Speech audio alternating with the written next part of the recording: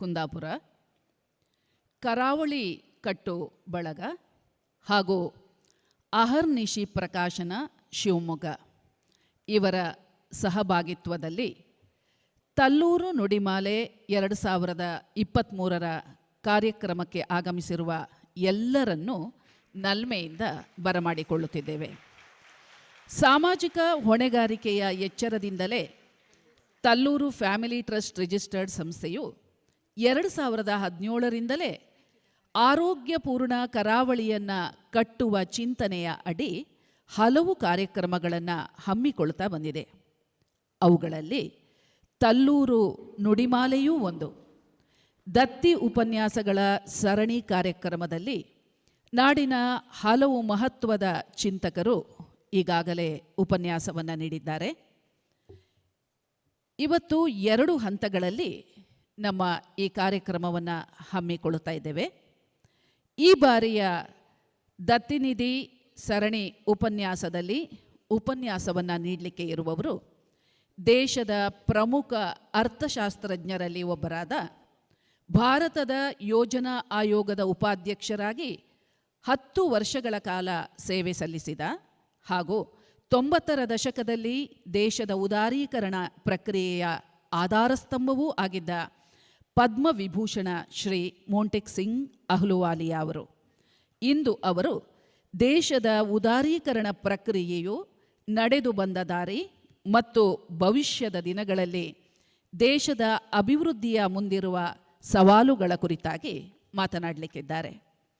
ಉಪನ್ಯಾಸದ ಬಳಿಕ ನಾಡಿನ ಹಿರಿಯ ಆರ್ಥಿಕ ಚಿಂತಕರಲ್ಲಿ ಒಬ್ಬರಾದ ಕನ್ನಡದ ಹೆಸರಾಂತ ಕಥೆಗಾರರು ಆಗಿರುವ ಪ್ರೊಫೆಸರ್ MS ಶ್ರೀರಾಮ್ ಅವರು ಶ್ರೀ ಮೋಂಟೆಕ್ರವರ ಜೊತೆ ಸಂವಾದ ನಡೆಸಲಿಕ್ಕಿದ್ದಾರೆ.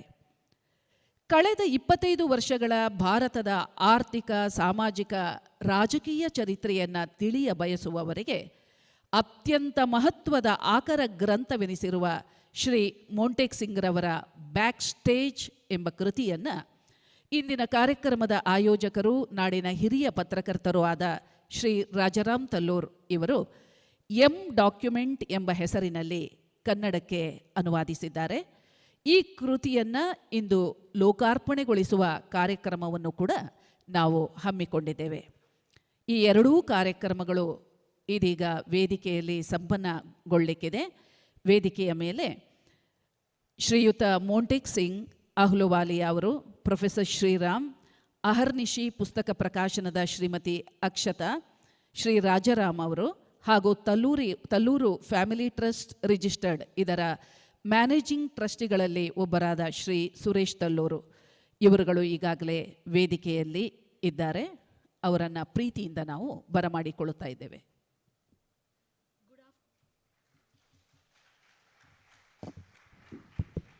Good afternoon, ladies and gentlemen.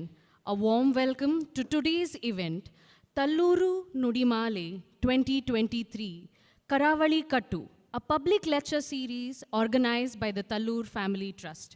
An insightful evening awaits with the book launch of the Kannada translation of Monstek Singh Ahluwalia's significant work, Backstage, the story behind India's high-growth years, titled Document, translated by Rajaram Tallur, followed by a lecture and discussion on the topic, New Challenges for Our Development in the Next 25 Years. This evening is distinctive in its attempt to look back at India's economic and political discourse while majorly building the conversation on the way forward from what has been witnessed and learned. The stage is set to hear from the man who is uniquely positioned to present the classic insider's account of how the India story was shaped and scripted. A man who played a key role in the transformation of India from a state-run to a market-based economy and narrated it with wit, humor, and remarkable intellect in his book, Backstage, the story behind India's high-growth years. You will now be able to get your hands on this book translated for the regional Kannada audience. We have amongst us Monstek Singh Ahluwalia, former Deputy Chairman of Planning Commission, Indian economist and civil servant. Also joining us on stage today, faculty member at the Center for Public Policy, Indian Institute of Management, Bengaluru, Professor MS Sriram. freelance journalist, author, and translator Rajaram Tallur. Founder, Aharnishi Publication, Mrs. Akshata Humchadkatte. Managing Trustee, Tallur Family Trust, Suresh Tallur, are amongst us. A huge round of applause and a warm welcome to the dignitaries.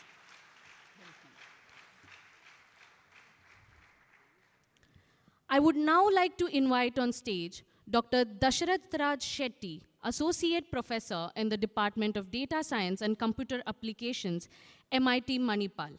He is also the member of Karavali Kattu organizing team.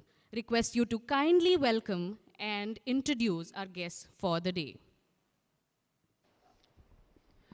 Ladies and gentlemen, I am honored to welcome you to Tallur Nudimale 2023, a public lecture series organized by Tallur Family Trust and the book release of M Document, a translated book by Rajaram Tallur. This year's theme is New Challenges for Our Development in Next 25 Years. I am privileged to introduce and warmly welcome our three esteemed guests as we assemble in this August gathering. In the beginning, let me introduce the star attraction of today's function, Mr. Montek Singh Ahluwalia, a luminary in the field of economics and public service, who actually needs no introduction. Currently, he is a distinguished visiting professor at the Stern School of Business, New York University. Mr. Ahluwalia's illustrious career spans several decades and continents. From July 2004 to May 2014, he served as a deputy chairman of the Planning Commission of India. On the academic front, Mr. Ahluwalia is an illustrious St. Stephen's alumni, where he earned his BA honors. He then ventured to Oxford University as a Rhodes Scholar, securing MA and MPhil in economics. His academic prowess has been acknowledged with multiple honorary doctorates, including the Doctor of Civil Law from Oxford University. His pivotal contributions to Indian economic reforms since mid-80s earned him the prestigious Padma Vibhushan in 2011. With this brief introduction, please join me in extending a warm welcome to a true visionary and stalwart, Mr. Montek Singh Ahluwalia. Welcome, sir. Next, I am delighted to introduce Professor M.S. Sriram, a distinguished faculty member of IIM Bangalore and the current chairperson of the Center for Public Policy. He has chaired many expert committees and served as the member of several external advisory committees of Reserve Bank of India. Professor Sriram's influence extends beyond academia. He serves on the board of several prominent institutions. Welcome to you, sir. Our next guest, Mrs. Akshata Humchadkatte, is a poet and writer from Shivamogga. After penning her first poetry collection in 2007 and facing publishing challenges, she founded Aharnishi Prakashana. What began as a personal venture has now published over 150 books. Many debut female writers from diverse backgrounds have found light in her work. Mrs. Akshata's journey is a testament to determination and championship in new voices in Kannada literature. Please join me in welcoming Mrs. Akshata. Ladies and gentlemen, I conclude by once again welcoming all of you to Tallur Nudimale 2023. Thank you very much. Welcome to all of you. Thank you, Dr. Dasharath Raj. It's now time to honor our esteemed guests. I would like to request Mr. Suresh Tallur to present a bouquet to Mr. Montek Singh Ahluwalia.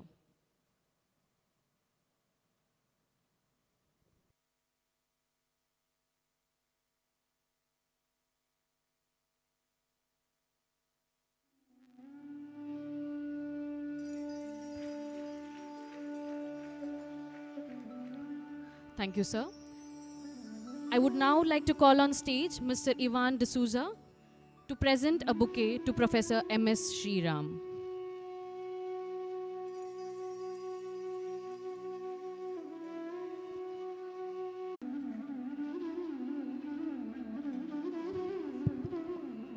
ಧನ್ಯವಾದಗಳು. ಕರಾವಳಿಯನ್ನು ಆರೋಗ್ಯಕರವಾದ ಬದುಕಿನ ತಾಣವನ್ನಾಗಿ ರೂಪಿಸಬೇಕೆಂಬ ಖಚಿತ ನಿಲುವಿನೊಂದಿಗೆ Tallur family trust registered ಈ ನೆಲದಲ್ಲಿ 10 ಹಲವು ಯೋಜನೆಗಳನ್ನು ಹಮ್ಮಿಕೊಂಡು ಕಾರ್ಯಗತಗೊಳಿಸುತ್ತಾ ಬಂದಿದೆ. ಟ್ರಸ್ಟ್ನ ಕಾರ್ಯಚಟುವಟಿಕೆಗಳ ಕುರಿತಾಗಿ ಹಾಗೂ ಇಂದಿನ ಕಾರ್ಯಕ್ರಮದ ಕುರಿತು ಪ್ರಾಸ್ತಾವಿಕವಾಗಿ ಮಾತನಾಡಲಿದ್ದಾರೆ professor Robert Jose. The event for the day has been organized by Kundapur's Talloor Family Trust, and I would now like to invite on stage Mr. Robert Jose, professor at Bellary University, to introduce the trust and the event. Good afternoon, ladies and gentlemen. May I take a few more minutes to quickly introduce the organizer of today's program, Talloor Family Trust, and its activities to all of us gathered here. Talloor Family Trust is an exemplar of an extended family in a village called Talloor in Kundapur Taluk of Udupi district for a committed social responsibility. Started with Narayana Special School in 2008, the trust today provides training freely to more than 40 special students who are from the endosulfan affected villages with the support of philanthropists, but mainly from the family members. The aim is to provide a platform to make the students self-sufficient and self-reliant. The trust also facilitates 24/7 Santwana helpline of the state government to counsel and support women who are distressed due to dowry, sexual abuse, etc. Ullasa Dhamma provides health care to special children by training in speech, hearing, and walking by the experts. Children from nearby villages get access to this affordable scheme of the trust. Organizing camps and sessions to tap the children's talents in music, dance, and drama since 2010 have enhanced the bonding of the people in a considerable way. To cap these efforts, Talloor Family Trust initiated endowment lectures every year under the banner Karavali Kattu. The purpose is to join the people of this coastal Karnataka to reflect upon ways and means to make the villages and town where we live into what U.R. Anantamurthy once said, our Desh. P. Sainath, an eminent journalist, Rama Tarikere, a Kannada literary and cultural scholar, Nagraj Manjule, a Marathi film director, have interacted with us in the last 5 years. New challenges for our development in the next 25 years by Montek Singh is the latest in this line. Montek was at the backstage in building brick by brick the process of market-driven liberalization in India from the last decade of the 20th century. He, Karavali Kattu, thought is the right person to engage with us this afternoon in mapping our development for the next 5 years. Though 25 years may appear too long a period as the world is changing so radically and so rapidly every 5 years, especially in the last 3 decades, courtesy Yuval Noah Harari. Professor M.S. Shivaram, an eminent economist from IIM Bangalore, as well as a well-known Kannada short story writer, will be in conversation with Mr. Montek Singh after his talk. The occasion also coincides with the release of Kannada translation of Montek Singh Ahluwalia's book Backstage that traces India's tryst with market economy in the last 30 years. The Kannada translation M document has been translated by Rajram Talloor, one of the members of the Talloor Family Trust. The book is published by Aharnishi Prakashana, known for publishing quality books in Karnataka. With these few introductory remarks, the stage is now open for further proceedings of the day. Thank you. Thank you, Mr. Robert. The translation of the book Backstage by Mr. Montek Singh Ahluwalia will now be reaching the regional audience of Karnataka and Kannada readers with the vision and efforts of Aharnishi publication, Shivamogga, founded by Akshata Hunchadkatte. Mrs. Akshata Hunchadkatte is a poet and writer from Shivamogga. After penning her first poetry collection in 2007 and facing publishing issues, she founded Aharnishi Prakasha. What began as personal venture has now grown to publishing over 150 books, and many of which are debutant female writers from diverse backgrounds. ಭಾರತದ ಆರ್ಥಿಕ ಚರಿತ್ರೆಯಲ್ಲಿ ಮಹತ್ವದ ಮೈಲುಗಲ್ಲಾಗಿ ಉಳಿಯಬಲ್ಲ ಶ್ರೀ ಮೋಂಟೇಕ್ ಸಿಂಗ್ ಅಹ್ಲುವಾಲಿಯಾ ಅವರ back stage ಕೃತಿಯನ್ನು ಕನ್ನಡಕ್ಕೆ ಅನುವಾದಿಸಿದವರು ಶ್ರೀ ರಾಜಾರಾಮ್ ತಲ್ಲೂರು. ಅವರ ಈ ಅನುವಾದಿತ document ಕೃತಿಯನ್ನು ಪ್ರಕಟಿಸಿದವರು ಅಹರ್ನಿಶಿ ಪ್ರಕಾಶನ ಶಿವಮೊಗ್ಗ. ಇದರ ಪ್ರಕಾಶಕಿ ಶ್ರೀಮತಿ ಅಕ್ಷತಾ ಹುಂಚದಕಟ್ಟೆಯವರು. ನಾಡಿನ ಹೆಸರಾಂತ ಪ್ರಕಾಶನಗಳಲ್ಲಿ ಒಂದಾದ ಅಹರ್ನಿಶಿ ಪ್ರಕಾಶನ 2008ರಲ್ಲಿ ಆರಂಭ ಆಯಿತು. ಸಾಹಿತ್ಯ ಸಂಸ್ಕೃತಿ ಸಂಬಂಧಿತ ಕೃತಿಗಳನ್ನು ಆದ್ಯತೆಯಾಗಿ ಪರಿಗಣಿಸಿ ಈವರೆಗೆ ಸುಮಾರು 113 ಕೃತಿಗಳು ಪ್ರಕಟ ಆಗಿದೆ. TM ಕೃಷ್ಣ, ವಿನೋದ್ ಮೆಹ್ತಾ, ರವೀಶ್ ಕುಮಾರ್ ಮುಂತಾದ ಹೆಸರಾಂತ ಚಿಂತಕರ ಅನುವಾದಿತ ಕೃತಿಗಳು ಸುಮಾರು 50ರಷ್ಟು ಕೃತಿಗಳು ಪ್ರಕಟಗೊಂಡಿದ್ದಾವೆ. ಇನ್ನೊಂದು ಏನು ಅಂದರೆ, ಈ ಮಹಿಳೆಯರ ಚೊಚ್ಚಲು ಬರಹಗಳು ಅದು ಬಹುತೇಕ ಪ್ರಕಟಗೊಂಡಿರೋದು, ಹೆಚ್ಚಿನ ಸಂಖ್ಯೆಯಲ್ಲಿ ಪ್ರಕಟಗೊಂಡಿರೋದು ಅಹರ್ನಿಶಿ ಪ್ರಕಾಶನದ ಮೂಲಕ. ಅಹರ್ನಿಶಿ ಪ್ರಕಾಶನದ ಹಿಂದಿನ ರೂವಾರಿ ಶ್ರೀಮತಿ ಅಕ್ಷತಾ ಹುಂಚದಕಟ್ಟೆ. ಕನ್ನಡದ ಹೆಸರಾಂತ ಕವಯತ್ರಿ, ಸೂಕ್ಷ್ಮ ಸಂವೇದನಾ ಮಹಿಳಾ ಲೋಕದ ಗಟ್ಟಿ ದನಿಯಾಗಿ ಅಕ್ಷತಾ ಸ್ವತಃ ರೆಕ್ಕೆ ಬಿಚ್ಚಿ ಆಕಾಶ ನೆಚ್ಚಿ, ನೀರ ಮೇಲಣ ಚಿತ್ರ ಎಂಬ 2 ಕವನ ಸಂಕಲನಗಳನ್ನು ಕೂಡ ಪ್ರಕಟಿಸಿದ್ದಾರೆ. ಡಾಕ್ಯುಮೆಂಟನ್ನು ಪ್ರಕಟ ಮಾಡಿರುವಂತಹ ಅಕ್ಷತಾ, ನಿಮ್ಮ ಮಾತಿಗಾಗಿ.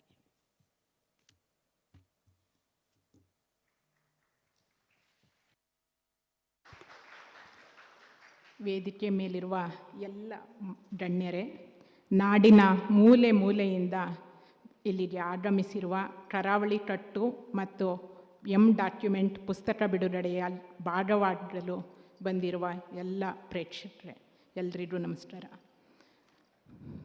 ಯಾವುದೇ ಪುಸ್ತಕ ಆಗಲಿ ಒಂದು ಅನುವಾದಿತ ಪುಸ್ತಕ ಆಗಿದ್ದಾಗ ಅದನ್ನು ಪ್ರಕಾಶಕರು ಮತ್ತು ಅನುವಾದಕರು ಒಗ್ಗೂಡಿ ನಿರ್ಧರಿಸ್ತಾರೆ. ಈ ಪುಸ್ತಕ ಪ್ರಕಟ ಮಾಡ್ತೀವಿ, ಈ ಪುಸ್ತಕ ಅನುವಾದ ಮಾಡಬೇಕು ಅಂತ. ಆದರೆ ಡಾಕ್ಯುಮೆಂಟ್ ಪುಸ್ತಕದ ವಿಷಯದಲ್ಲಿ ಅದು ಹಾಗಾಗಲಿಲ್ಲ ಅನ್ನೋದೇ ಆ ಪುಸ್ತಕದ ವಿಶೇಷತೆ.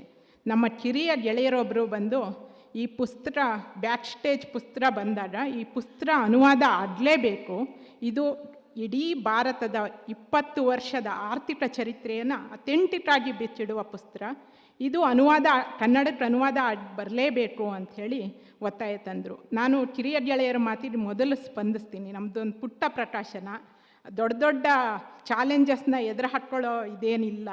ಆದರೆ ಕಿರಿಯ ಗೆಳೆಯರು ಹೇಳಿದಾಗ ಇದು ಕನ್ನಡಕ್ಕೆ ಬರಲೇಬೇಕು ಅಂತ ಅಂದಾಗ ಮುಂದಿನ ಜನ್ರೇಷನ್ಗೆ ಏನು ಕೊಡಬೇಕು ಅಂತ ಮೊದಲು ನೋಡ್ತೀವಿ ನಾವು. ಆವಾಗ ನಾನು ಆ ಇವರಿಗೆ ಬರೆದೆ, ಮೂಲ ಪ್ರಕಾಶಕರಿಗೆ. ಅವತ್ತೇ ನಾನು ಮೂಲ ಪ್ರಕಾಶಕರಿಂದ ಯಾವಾಗ ಈ ಬ್ಯಾಕ್ ಸ್ಟೇಜ್ ಪುಸ್ತಕದ ಹಕ್ಕುಗಳನ್ನು ಪಡೆದ್ನೋ ಅವತ್ತು ರಾಜಾರಾಮ್ ತಲ್ಲೂರ್ ಸರ್ ಒಂದು ಪೋಸ್ಟ್ ಹಾಕಿದ್ರು. ಏನಂದರೆ, ಫೇಸ್ಬುಕ್ಕಲ್ಲಿ ಒಂದು ಪೋಸ್ಟ್ ಹಾಕಿದ್ರು, ಈ ಪುಸ್ತಕ ಒಂದು ಇಡೀ ಆರ್ಥಿಕ ಚರಿತ್ರೆಯನ್ನು ಬಿಚ್ಚಿಡುತ್ತೆ, ಯಾರಾದರೂ ಪ್ರಕಾಶಕರು ಇದರ ಹಕ್ಕುಗಳನ್ನು ತಗೊಂಡ್ರೆ ನಾನು ಅದನ್ನು ಅನುವಾದ ಮಾಡಿಕೊಡ್ಲಿಕ್ಕೆ ತಯಾರಾಗಿದ್ದೀನಿ ಅಂಥೇಳಿ. ಹೀಗೆ ಒಂದು ಪ್ರಕಾಶಕರ ಆಶಯ ಮತ್ತು ಅನುವಾದಕನ ಕನಸು ಒಗ್ಗೂಡಿ ನೆರವೇರಿರೋ ಪುಸ್ತಕ ಡಾಕ್ಯುಮೆಂಟ್. ಆದರೆ ನಾನು ಆ ಕ್ಷಣದಲ್ಲಿ ರಾಜಾರಾಮ್ ತಲ್ಲೂರ್ ಸರ್ಗೆ ಹೀಗೆ ನಾನು ಅನುವಾದ ಹಕ್ಕುಗಳನ್ನು ತಗೊಂಡಿದ್ದೀನಿ, ನೀವು ಈ ಪುಸ್ತಕನ ಅನುವಾದ ಮಾಡಿಕೊಡಿ ಅಂತ ಹೇಳಿಲ್ಲ. ನಾನು ಹೇಳಿದ್ದು ಅದಾಗಿ 1 ವರ್ಷದ ಮೇಲೆ ನಾನು ಹೇಳಿದ್ದು 2023ರ ಜನವರಿಯಲ್ಲಿ, ಸರ್ ಇನ್ಯಾರೂ ಈ ಟಾಸ್ಕನ್ನು ತಗೊಳ್ಳೋಕ್ಕೆ ಸಾಧ್ಯವೇ ಇಲ್ಲ, ನೀವೇ ಈ ಟಾಸ್ಕ್ ತಗೊಂಡು ನೆರವೇರಿಸ್ಕೊಡ್ಬೇಕು ಅಂಥೇಳಿ. ನಾನು ಹೇಳಿದ್ದು ಜನವರಿಯಲ್ಲಿ. ತನ್ನ ಕನಸನ್ನು ಕೊಡಲಿಕ್ಕೆ ಒಬ್ಬ ಮನುಷ್ಯ ಎಷ್ಟು ಪ್ರಯತ್ನ ಮಾಡ್ಬೋದು, ಒಂದು ತಪಸ್ಸಿನಂತೆ ಮಾಡ್ಬೋದು ಅನ್ನೋದಕ್ಕೆ ರಾಜಾರಾಮ್ ತಲ್ಲೂರ್ ಸರ್ ಸಾಕ್ಷಿಯಾಗಿದ್ದಾರೆ. ನಾನು ಜನವರಿಲಿ ಹೇಳಿದ್ರೆ ಅವರು ಪ್ರತಿ ತಿಂಗಳು ಜನವರಿ ತಿಂಗಳಲ್ಲಿ ಎಷ್ಟಾಯಿತು, ಫೆಬ್ರವರಿ ತಿಂಗಳಲ್ಲಿ ಎಷ್ಟಾಯಿತು ಅಂಥೇಳಿ ನನಗೆ ಮಾಹಿತಿ ಕೊಡಬೇಡಿ ಸರ್, ಪರವಾಗಿಲ್ಲ, ನಾನು ನಿಮ್ಮನ್ನು ಕೇಳಬೇಕು ಅಂತ ಹೇಳಿದ್ರು ಒಪ್ತಿರಲಿಲ್ಲ. ಜುಲೈ ತಿಂಗಳಲ್ಲಿ ಸರ್ ಇದು ಮುಗೀತು ಅಂಥೇಳಿ ಒಂದು ತಪಸ್ಸಿನ ರೀತಿಯಲ್ಲಿ ಈ ಪುಸ್ತಕನ ಅನುವಾದಿಸಿದ್ದಾರೆ. ಮೂಲ ಇಂಗ್ಲೀಷ್ನಲ್ಲಿ 450 ಪುಟಗಳಿದ್ದರೆ ಇಲ್ಲಿ 600 ಪುಟಗಳಷ್ಟು ಅನುವಾದ ಆಗಿದೆ. ಮತ್ತು ಕನ್ನಡದ ಒಂದು ಆ ಶಬ್ದಕೋಶ ಅಗತ್ಯ ಇರೋ ಶಬ್ದಗಳನ್ನು ಅದನ್ನು ಬಳಸ್ಕೊಳ್ಳಿಕ್ಕೆ, ಅದನ್ನು ಇದು ಮಾಡಲಿಕ್ಕೆ ಒಂದು ತಪಸ್ಸಿನ ರೀತಿಯಲ್ಲೇ ರಾಜಾರಾಮ್ ತಲ್ಲೂರ್ ಸರ್ ಕಾರ್ಯನಿರ್ವಹಿಸಿ ಮಾಂಟೆಟ್ ಸಿಂಗ್ ಅವರ ಬ್ಯಾಕ್ ಸ್ಟೇಜ್ ಪುಸ್ತಕಕ್ಕೆ ನಿಜವಾದ ನ್ಯಾಯ ಒದಗಿಸ್ಕೊಟ್ಟಿದ್ದಾರೆ. ನೀವೆಲ್ಲ ಇಲ್ಲಿ ಮಾಂಟೆಟ್ ಸಿಂಗ್ ಸರ್ ಅವರ ಭಾಷಣ ಕೇಳಲಿಕ್ಕೆ ಕುತೂಹಲಿಗಳಾಗಿದ್ದೀರಿ ಅಂತ ನನಗೆ ಗೊತ್ತು. ಇಷ್ಟು ಮಾತಾಡಿ ನಾನು ಈ ಮಹಾಪುಸ್ತಕದ, ನಾವು ಇಷ್ಟು ದೊಡ್ಡ ಪುಸ್ತಕ ತಂದಿಲ್ಲ ಅಹರ್ನಿಶಿಯಿಂದ, ಇದೇ ಮೊದಲು ಇಷ್ಟು ದೊಡ್ಡ ಪುಸ್ತಕ ತರ್ತಿರೋದು. ಮತ್ತು ಇಂಥದ್ದೊಂದು ಮಹಾನ್ ಪುಸ್ತಕದ ಭಾಗವಾಗಿ ಅಹರ್ನಿಶಿ ಪ್ರಕಾಶನ ಪ್ರಕಟ ಮಾಡಲಿಕ್ಕೆ ಎಲ್ಲ ನಮ್ಮ ಆಶಯಗಳನ್ನು ನೆರವೇರಿಸಲಿಕ್ಕೆ ಸಾಧ್ಯ ಮಾಡಿಕೊಟ್ಟ ಮಾಂಟೆಟ್ ಸರ್ ಅವರಿಗೆ, ರಾಜಾರಾಮ್ ತಲ್ಲೂರ್ ಸರ್ ಅವರಿಗೆ ಮತ್ತೆಲ್ಲರಿಗೆ ಧನ್ಯವಾದಗಳನ್ನು ಹೇಳ್ತಾ ನಾನು ಮಾತನ್ನು ಮುಗಿಸ್ತೀನಿ. ನಮಸ್ಕಾರ. ಧನ್ಯವಾದಗಳು ಅಕ್ಷತಾ. ಶ್ರೀಯುತ ಮೋಂಟೇಕ್ ಸಿಂಗ್ ಅಹ್ಲುವಾಲಿಯಾ ನಮ್ಮ ನಡುವಿನ ಹಿರಿಯ ಆರ್ಥಿಕ ತಜ್ಞ. ಅವರ ಬ್ಯಾಕ್ ಸ್ಟೇಜ್ ಕೃತಿ ನಾವಿರುವ ವರ್ತಮಾನ ಕಾಲದ ತುರ್ತು ಓದಿಗೆ ದಕ್ಕಬೇಕಾಗಿರೋ ಕೃತಿ. ಈ ಕೃತಿಯನ್ನು ಕನ್ನಡದ ಓದುಗರಿಗೆ ದಕ್ಕುವ ರೀತಿಯಲ್ಲಿ ಅನುವಾದ ಮಾಡಿರುವವರು ನಮ್ಮ ನಾಡಿನ ಹಿರಿಯ ಪತ್ರಕರ್ತರು, ಚಿಂತಕರು ಆಗಿರುವ ರಾಜಾರಾಮ್ ತಲ್ಲೂರ್ ಅವರು. ರಾಜಾರಾಮ್ ಅವರ ಪರಿಚಯ ಬಹುತೇಕರಿಗೆ ಇಲ್ಲಿದೆ. ಕನ್ನಡದ ಮುಂಗಾರು, ಕರಾವಳಿ ಅಲೆ, ಕೆನರಾ ಟೈಮ್ಸ್, ಜನಾಂತರಂಗ ಬಳಗಗಳಲ್ಲಿ ಪತ್ರಕರ್ತನಾಗಿ ದುಡಿಮೆ ಆರಂಭ. 2000 ಇಸ್ವಿಯಲ್ಲಿ ಉದಯವಾಣಿ ಆನ್ಲೈನ್ ಆವೃತ್ತಿಯಲ್ಲಿ ಸುದ್ದಿ ಸಂಪಾದಕನಾಗಿ ಮುಖ್ಯಸ್ಥನಾಗಿ ಕೆಲಸ. 2001ರಲ್ಲಿ ಉದಯವಾಣಿಯ ಆರೋಗ್ಯ ಪುರವಣಿ, ಆರೋಗ್ಯವಾಣಿಯ ಸಂಪಾದಕತ್ವ. 2017 ತನಕ ಆರೋಗ್ಯವಾಣಿಯ ಸಂಪಾದಕೀಯ ಉಸ್ತುವಾರಿ. 2001 ವೇಳೆಗೆ ದೇಶದಲ್ಲಿ ಗ್ಲೋಬಲೈಸೇಷನ್ ಚಟುವಟಿಕೆಗಳು ಆರಂಭಗೊಂಡಾಗ ವೃತ್ತಿ ಅನುವಾದಕನಾಗಿ ಕಾರ್ಯಪ್ರವೃತ್ತ. 2007ರಲ್ಲಿ ತಲ್ಲೂರ್ಸ್ ಇನ್ಫೋ ವ್ಯಾಲಿಡೇಷನ್ ಪ್ರೈವೇಟ್ ಲಿಮಿಟೆಡ್ ಎಂಬ ಏಷ್ಯನ್ ಭಾಷಾ ಸೇವೆಗಳ ಸಂಸ್ಥೆಯ ಆರಂಭ. 2008ರಿಂದ ತಲ್ಲೂರಿನಲ್ಲಿ ತಲ್ಲೂರು ಫ್ಯಾಮಿಲಿ ಟ್ರಸ್ಟ್ ರಿಜಿಸ್ಟರ್ಡ್ ಮೂಲಕ ವಿಶೇಷ ಮಕ್ಕಳ ಶಾಲೆ, ಸಾಮಾಜಿಕ ಚಟುವಟಿಕೆಗಳಲ್ಲಿ ನಿರತ ಟ್ರಸ್ಟಿ. ಅವರೀಗಾಗಲೇ ಅನೇಕ ಕೃತಿಗಳನ್ನು ಪ್ರಕಟಿಸಿದ್ದಾರೆ. ಕನ್ನಡದಲ್ಲಿ ಜನಮನ್ನಣೆಗೆ ಪಾತ್ರರಾದಂತಹ ಲೇಖಕರು ಹೌದು ಅವರು. ಅವರ ಕೃತಿಗಳು ನುಣ್ಣನ ಬೆಟ್ಟ, ತಲ್ಲೂರು ಎಲ್ಲೆನ್, ಏನಿದು ಪೌರತ್ವ ತಿದ್ದುಪಡಿ ಕಾಯಿದೆ, ದುಪ್ಪಟ್ಟು, ನಮ್ದೇ ಕತೆ, ಕರಿಡಬ್ಬಿ ಹಾಗೂ ಮರಳಿ ಮನೆಗೆ ಅನ್ನುವ ಒಂದು ಅನುವಾದಿತ ಕೃತಿ. ಇದೀಗ ಡಾಕ್ಯುಮೆಂಟ್ ಪುಸ್ತಕ ಲೋಕಾರ್ಪಣೆಗೆ ಸಿದ್ಧ ಆಗಿದೆ. ಆ ಕೃತಿಯ ಲೇಖಕರಾದ ರಾಜಾರಾಮ್ ಸರ್ ಅವರನ್ನು ಅವರ ಅನುಭವಗಳನ್ನು, ಅಭಿಪ್ರಾಯಗಳನ್ನು ಹಂಚಿಕೊಳ್ಳಬೇಕು ಅಂತ ಹೇಳಿ ಕೇಳಿಕೊಳ್ತಾ ಇದ್ದೇನೆ.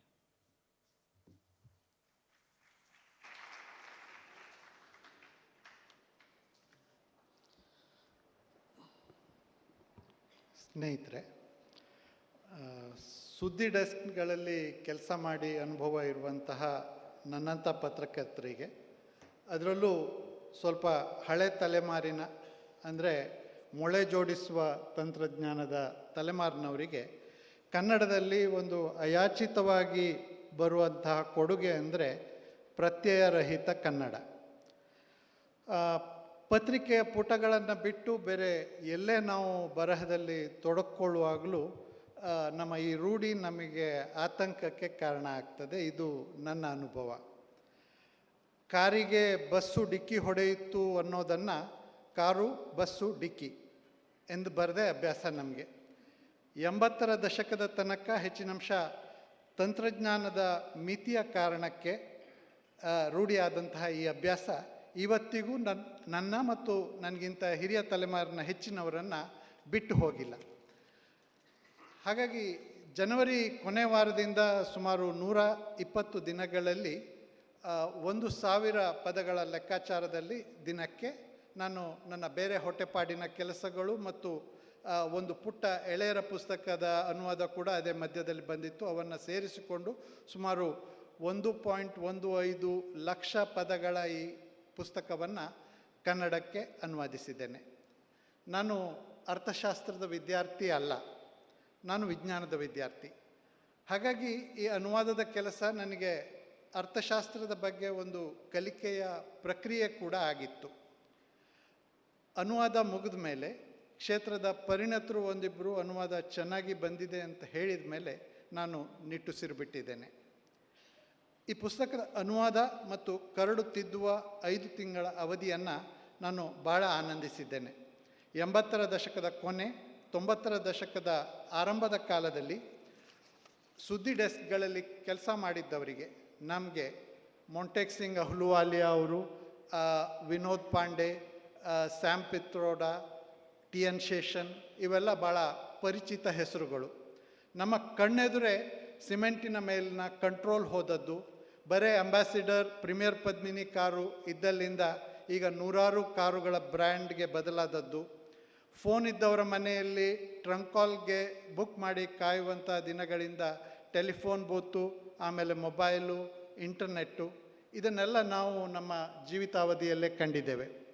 ಆ ದಿನಗಳಲ್ಲಿ ಏನೋ ಅಭಿವೃದ್ಧಿ ಆಗ್ತಿದೆ ಅಂತ ಈ ಬಗ್ಗೆ ಎಲ್ಲ ಹೆಚ್ಚು ತಲೆ ಕೆಡಿಸ್ಕೊಂಡಿರಲಿಲ್ಲ.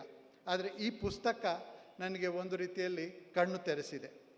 ದುರ್ಗಮವಾದಂಥ ಒಂದು ಜಾಗದಲ್ಲಿ ಮುಂದೆ ಸಾಗುವ ಹಾದಿ ಗೊತ್ತಿಲ್ಲದೆ ಇದ್ದಾಗ ದಾರಿ ಕಡಿದು ತಯಾರಿ ಮಾಡಿ ಮುಂದೆ ಕೊಂಡೊಯ್ಯುವಂತಹ ಕೆಲಸ ಎಷ್ಟು ಶ್ರಮದ್ದು, ಎಷ್ಟು ಚಿಂತನೆಗಳನ್ನು ಬೇಡುವಂಥದ್ದು ಅನ್ನೋದು ಅರ್ಥ ಆಗಿದೆ.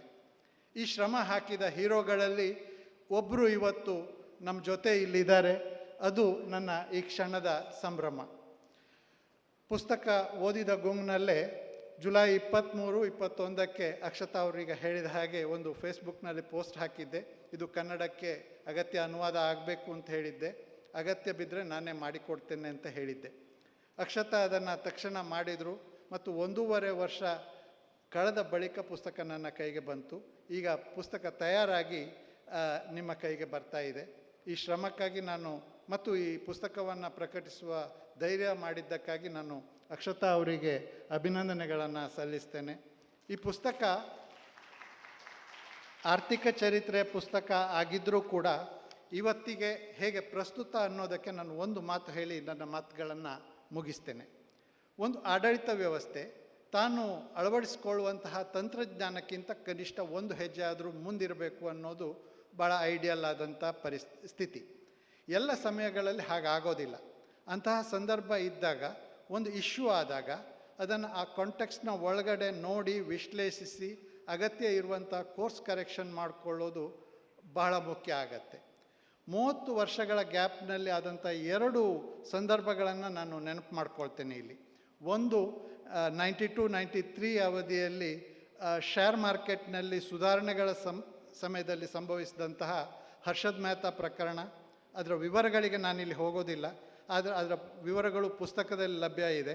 ಆದರೆ 93ಯಲ್ಲಿ ನ್ಯಾಷನಲ್ ಸ್ಟಾಕ್ ಎಕ್ಸ್ಚೇಂಜ್ ಸ್ಥಾಪನೆ ಆಯಿತು, ಇಲೆಕ್ಟ್ರಾನಿಕ್ ಟ್ರೇಡಿಂಗ್ ಆರಂಭ ಆಯಿತು, ಒಂದು ಪಾರದರ್ಶಕ ವ್ಯವಸ್ಥೆ ಆಯಿತು. ಬೇರೆ ಮುಂದುವರಿದ ರಾಷ್ಟ್ರಗಳಿಗಿಂತ ನಮ್ಮಲ್ಲೇ ಇದು ಮೊದಲು ಆಯಿತು. ಇಂತಹ ನೀತ್ಯಾತ್ಮಕ ನಿರ್ಧಾರಗಳಲ್ಲಿ ಡಾಕ್ಟರ್ ಮನಮೋಹನ್ ಸಿಂಗ್ ಅವರು, ಮೊಂಟೆಕ್ ಸಿಂಗ್ ಅವರಂತಹ ಅವರ ನಿರ್ಣಾಯಕ ಪಾತ್ರ ಇತ್ತು. ನಮ್ಮ ಲೆಜಿಸ್ಲೇಚರ್, ಬ್ಯೂರೋಕ್ರಸಿ ಎಲ್ಲವೂ ಕೂಡ ಪ್ರೋಆಕ್ಟಿವ್ ಆಗಿದ್ದವು. ಈಗ 30 ವರ್ಷಗಳ ಬಳಿಕ ಮೊನ್ನೆ digital personal data protection act 2023 ಜಾರಿಗೆ ಬಂದಿದೆ. ಯುರೋಪಿನ GDPR general data protection regulation ಇದಕ್ಕೆ ಬೆಂಚ್ ಮಾರ್ಕ್ ಅಂತ ಹೇಳ್ತಿದ್ದಾರೆ. GDPR ನಿಜಕ್ಕಂದರೆ 2018ರಿಂದಲೇ ಜಾರಿಯಲ್ಲಿದೆ. ಅದಾಗಿ 5 ವರ್ಷದ ಬಳಿಕ ನಮ್ಮಲ್ಲಿ ಇವತ್ತು ಕಾಯ್ದೆ ಬಂದಿದೆ. ಆದರೆ ಇದರಲ್ಲಿ ದೇಶದ ಅತಿ ದೊಡ್ಡ ಡೇಟಾ ಸಂಗ್ರಾಹಕ, ಡೇಟಾ ಫಿಡ್ಯೂಷರಿ ಆಗಿರುವ ಸರ್ಕಾರ ಈ ಕಾಯ್ದೆ ವ್ಯಾಪ್ತಿಯಲ್ಲಿ ಇವತ್ತೂ ಇಲ್ಲ. ಕಾಯ್ದೆ ಅನುಷ್ಠಾನಕ್ಕೆ ಬರುವ ಇಲ್ಲಿಯ ತನಕದ ಅವಧಿಯ ಎಲ್ಲ ಚಟುವಟಿಕೆಗಳನ್ನು ಗಮನಿಸಿದವರಿಗೆ ನಾನು ಏನು ಹೇಳ್ತಾ ಇದ್ದೇನೆ ಅಂತ ಗೊತ್ತಾಗ್ತದೆ. ಸುಮಾರು 30 ವರ್ಷಗಳಲ್ಲಿ ಆಗಿರುವ ಬದಲಾವಣೆ ಇದು. ಡೇಟಾ ಈಗ ಹೊಸ ಚಿನ್ನ. AI ತಂತ್ರಜ್ಞಾನಗಳು ವೇಗವಾಗಿ ವ್ಯವಸ್ಥೆ ಒಳಗಡೆ ಬರ್ತಾ ಇರುವಾಗ ಆ ವೇಗಕ್ಕೆ ತಕ್ಕಂತೆ ನಮ್ಮ ಬ್ಯೂರೋಕ್ರಸಿ ಇವತ್ತು ಸ್ಪಂದಿಸ್ತಾ ಇಲ್ಲ. ಅದಕ್ಕೆ ಬೇರೆ ಹಿತಾಸಕ್ತಿಗಳಿರ್ಬೋದು, ಗೊತ್ತಿಲ್ಲ. ಆದರೆ ಒಂದಂತೂ ಸ್ಪಷ್ಟ, ಆಡಳಿತ ವ್ಯವಸ್ಥೆ ಈಗ ತಾನು ಅಳವಡಿಸಿಕೊಳ್ಳುವಂಥ ತಂತ್ರಜ್ಞಾನಕ್ಕಿಂತ ಭಾಳ ಹಿಂದೆ ಇದೆ. ಹಾಗಾಗಿ ಸನ್ನಿವೇಶವನ್ನು ವಿಶ್ಲೇಷಿಸಿ ಕೋರ್ಸ್ ಕರೆಕ್ಷನ್ ಮಾಡಿಕೊಳ್ಳುವಲ್ಲಿ ಹಿಂದಿನ ವಿಗರ್ ಕಾಣ್ತಾ ಇಲ್ಲ. ಈ ಹಿನ್ನೆಲೆಯಲ್ಲಿ ನಾವು ನಡೆದು ಬಂದ ದಾರಿಯನ್ನು ಅರ್ಥ ಮಾಡಿಕೊಳ್ಳೋದಕ್ಕೆ ಮುಂದಿನ 10, 20, 25 ವರ್ಷಗಳಲ್ಲಿ ಭಾರತ ಎಲ್ಲಿರಬೇಕು, ಅಲ್ಲಿಗೆ ಹೇಗೆ ಹೋಗಬೇಕು ಅನ್ನುವಂಥ ತೀರ್ಮಾನವನ್ನು ತೆಗೊಳ್ಳೋದಕ್ಕೆ ಈ ಪುಸ್ತಕ ಸಹಾಯ ಮಾಡ್ತದೆ ಅನ್ನುವಂತಹ ನಂಬಿಕೆ ನನಗಿದೆ. ಹಾಗಾಗಿ ಈ ಅನುವಾದವನ್ನು ನಾನು ನನ್ನ ಕರ್ತವ್ಯ ಅಂತ ಪೂರೈಸಿದ್ದೇನೆ. ತಾವು ಓದಿದರೆ ನನ್ನ ಶ್ರಮ ಸಾರ್ಥಕ ಆಗ್ತದೆ. ಇದನ್ನು ಆಗು ಮಾಡಿದ ಮೂಲ ಲೇಖಕರು ಶ್ರೀ ಮೊಂಟೆಕ್ಸಿಂಗ್ ಅಹ್ಲುವಾಲಿಯಾ ಅವರು, ಮೂಲ ಪ್ರಕಾಶಕರು ರೂಪಾ ಪಬ್ಲಿಷರ್ಸ್, ಕನ್ನಡದ ಧೈರ್ಯವಂತ ಪ್ರಕಾಶಕಿ ಅಕ್ಷತಾ ಹುಂಚದಕಟ್ಟೆ ಮತ್ತು ಪುಸ್ತಕದ ರಚನೆಯಲ್ಲಿ ಸಹಕರಿಸಿದ ಎಲ್ಲರಿಗೂ ನನ್ನ ಮತ್ತು ತಲ್ಲೂರು ಕುಟುಂಬದ ಪರವಾಗಿ ನಾನು ಇಲ್ಲಿ ಆಭಾರ ಮನ್ನಿಸ್ತೇನೆ. ನಮಸ್ಕಾರ. Thank you, sir. It's now time to unveil the Kannada translation of the book Backstage, the story behind India's high growth years, titled M Document. I would like to request the dignitaries to do the honors. 1980ರಿಂದ 2013ರ ತನಕದ ಭಾರತದ ಆರ್ಥಿಕ ಚರಿತ್ರೆಯನ್ನು ಹೇಳುವ ಅಪರೂಪದ ದಾಖಲೆ ಬ್ಯಾಕ್ಸ್ಟೇಜ್. ದೇಶದ ಉದಾರೀಕರಣ ಪ್ರಕ್ರಿಯೆಯನ್ನು ಜಾರಿಗೊಳಿಸುವಲ್ಲಿ ನಿರ್ಣಾಯಕ ಪಾತ್ರ ವಹಿಸಿದ್ದ ಶ್ರೀ ಮೊಂಟೆಕ್ಸಿಂಗ್ ಅಹ್ಲುವಾಲಿಯಾ ಅವರು ಬರೆದಿರುವ ಕೃತಿ ಇದು. ಉದಾರೀಕರಣಗೊಂಡ ಭಾರತವೆಂಬ ಬೃಹತ್ ಸೌಧದ ಪ್ರತಿಯೊಂದು ಕಲ್ಲಿನ ಆತ್ಮಕಥನ ಈ ಕೃತಿಯಲ್ಲಿ ಕಾಣಸಿಗುತ್ತದೆ. ಈ ಕೃತಿಯನ್ನು ಇವತ್ತು ರಾಜಾರಾಮ್ ತಲ್ಲೂರ್ ಅವರು ಎಂ ಡಾಕ್ಯುಮೆಂಟ್ ಆಗಿ ಬಿಡುಗಡೆ ಮಾಡ್ತಾ ಇದ್ದಾರೆ. ಈಗಾಗಲೇ ಈ ಕೃತಿ ಬಿಡುಗಡೆಯಾಗಿದೆ. ರಾಜಾರಾಮ್ ಅವರಿಗೆ ಅಭಿನಂದನೆಗಳು. ಹಾಗೂ ಕೃತಿಯನ್ನು ಬಿಡುಗಡೆಗೊಳಿಸುವಲ್ಲಿ ವಿಟ್ನೆಸ್ ಆದ ಎಲ್ಲ ಹಿರಿಯರಿಗೆ ಧನ್ಯವಾದಗಳು. ಸುಮಾರು 600 ಪುಟಗಳ ಈ ಕೃತಿ ಭಾರತದ ಉದಾರೀಕರಣ ಎಲ್ಲಿಂದ ಹೊರಡಿತು, ಎಲ್ಲಿ ಹೊರಳಿತು ಮತ್ತು ಎಲ್ಲಿ ದಾರಿ ತಪ್ಪಿತು ಅನ್ನೋದನ್ನು ನಾವು ಅರ್ಥ ಮಾಡ್ಕೊಳ್ಬೇಕಾದ್ರೆ ದಯಮಾಡಿ ನಾವೆಲ್ಲರೂ ಇದನ್ನು ಓದಬೇಕು. ಶ್ರೀ ಮೊಂಟೆಕ್ಸಿಂಗ್ ಅವರ ಬ್ಯಾಕ್ ಸ್ಟೇಜ್ ಕೋವಿಡ್ ಕಾಲದಲ್ಲಿ ಇಂಗ್ಲಿಷ್ನಲ್ಲಿ ಪ್ರಕಟಗೊಂಡಿತ್ತು. ಆದರೆ ಕೋವಿಡ್ ಪಿಡುಗಿನ ಕಾರಣಕ್ಕಾಗಿ ಇದು ಹೆಚ್ಚು ಚರ್ಚೆಯಾಗದೆ ಉಳಿತು. ಇದೀಗ ಇದು ಕನ್ನಡಕ್ಕೆ ಅನುವಾದ ಆಗಿದೆ. ಈ ನೆಪದಲ್ಲಾದರೂ ಉದಾರೀಕರಣದ ಕುರಿತಾದ ಚರ್ಚೆ ಕನ್ನಡದಲ್ಲಿ ಆರಂಭ ಆಗಲಿ ಅಂಥೇಳಿ ಲೇಖಕರು ಈಗಾಗಲೇ ತಮ್ಮ ಹಂಬಲವನ್ನು ವ್ಯಕ್ತಪಡಿಸಿದ್ದಾರೆ. ಅಂತಹ ಒಂದು ಆರೋಗ್ಯಪೂರ್ಣ ಚರ್ಚೆ ಕನ್ನಡದಲ್ಲಿ ಶುರುವಾಗಲಿ ಎನ್ನುವ ಸದಾಶಯದೊಂದಿಗೆ I would now like to request Mr. Montek-Singh Ahluwalia to share a few words. Additionally, the book is available for sale. Please free to pick up your books. ಇಂದು ಬಿಡುಗಡೆಯಾದಂತಹ ಎಂ ಡಾಕ್ಯುಮೆಂಟ್ ಕೃತಿ, ಅದರ ಮೂಲ ಪ್ರತಿಯ ಬೆಲೆ 625 ರೂಪಾಯಿಗಳು. ಇವತ್ತು 450 ರೂಪಾಯಿಗಳ ರಿಯಾಯಿತಿ ದರದಲ್ಲಿ ಹೊರಗಡೆ ಕೌಂಟರ್ನಲ್ಲಿ ಲಭ್ಯ ಇದೆ. ಮಾತ್ರ ಅಲ್ಲ, ಸ್ವತಃ ಶ್ರೀ ಮೊಂಟೆಕ್ಸಿಂಗ್ ಅಹ್ಲುವಾಲಿಯಾ ಅವರು ಇಂಗ್ಲಿಷ್ನಲ್ಲಿ ಬರೆದಂತಹ ಮೂಲ ಕೃತಿ ಬ್ಯಾಕ್ ಸ್ಟೇಜ್ ಕೂಡ ಹೊರಗಿನ ಕೌಂಟರ್ನಲ್ಲಿ ಲಭ್ಯ ಇದೆ. ಆಸಕ್ತರು ಅದನ್ನು ಪಡೆದುಕೊಳ್ಳಬಹುದು. Well, first of all, apologies. I really should have learnt a few sentences in Kannada, but I didn't, so allow me to speak in English. I just want to begin by saying a big thank you to Mr. Rajaram Tallur for not only reading my book, but also for liking it so much that he then decided to publish it and asked for me my permission. I didn't realize that he was going to translate it himself. So that's really a double compliment. And I thank Akshadaji of the publishers for publishing the book. You know, whenever you write a book, nothing gives you more pleasure than seeing people reading it, other than seeing people wanting more people to read it. And that is what Mr. Tallur has done. So I thank him and the Tallur family for hopefully widening the circle of people who will read this book. I have things to say about it, but I'll do that later. Thank you very much.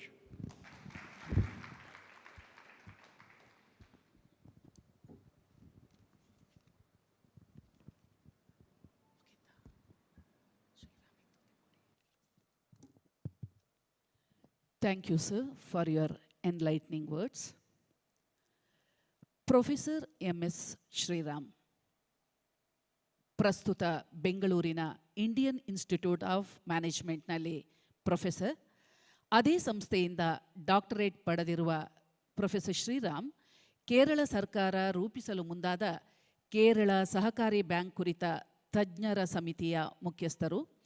Gujarat institute of rural management IIMಗಳಲ್ಲಿ ಸೇವೆ ಸಲ್ಲಿಸಿದ್ದಾರೆ. ಕತೆ, ಪ್ರಬಂಧ ಮತ್ತು ಅಂಕಣ ಬರಹಗಳ ಮೂಲಕ ಅವರು ನಾಡಿಗೆ ಪರಿಚಿತರು. ಈಗಾಗಲೇ ಬಿಡುಗಡೆಯಾದ ಡಾಕ್ಯುಮೆಂಟ್ ರಾಜಾರಾಮ್ ತಲ್ಲೂರ್ ಅವರ ಕೃತಿಯ ಕುರಿತು ಪ್ರೊಫೆಸರ್ ಶ್ರೀರಾಮ್ ಸರ್ ಅವರ ಮಾತುಗಳು.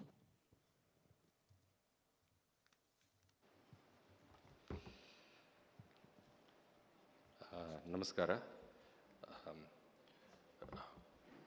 ಡಾಕ್ಟರ್ ಮೊಂಟೆಕ್ಸಿಕಾ ಅಹಲುವಾಲಿಯ, ರಾಜಾರಾಮ್ ತಲ್ಲೂರು,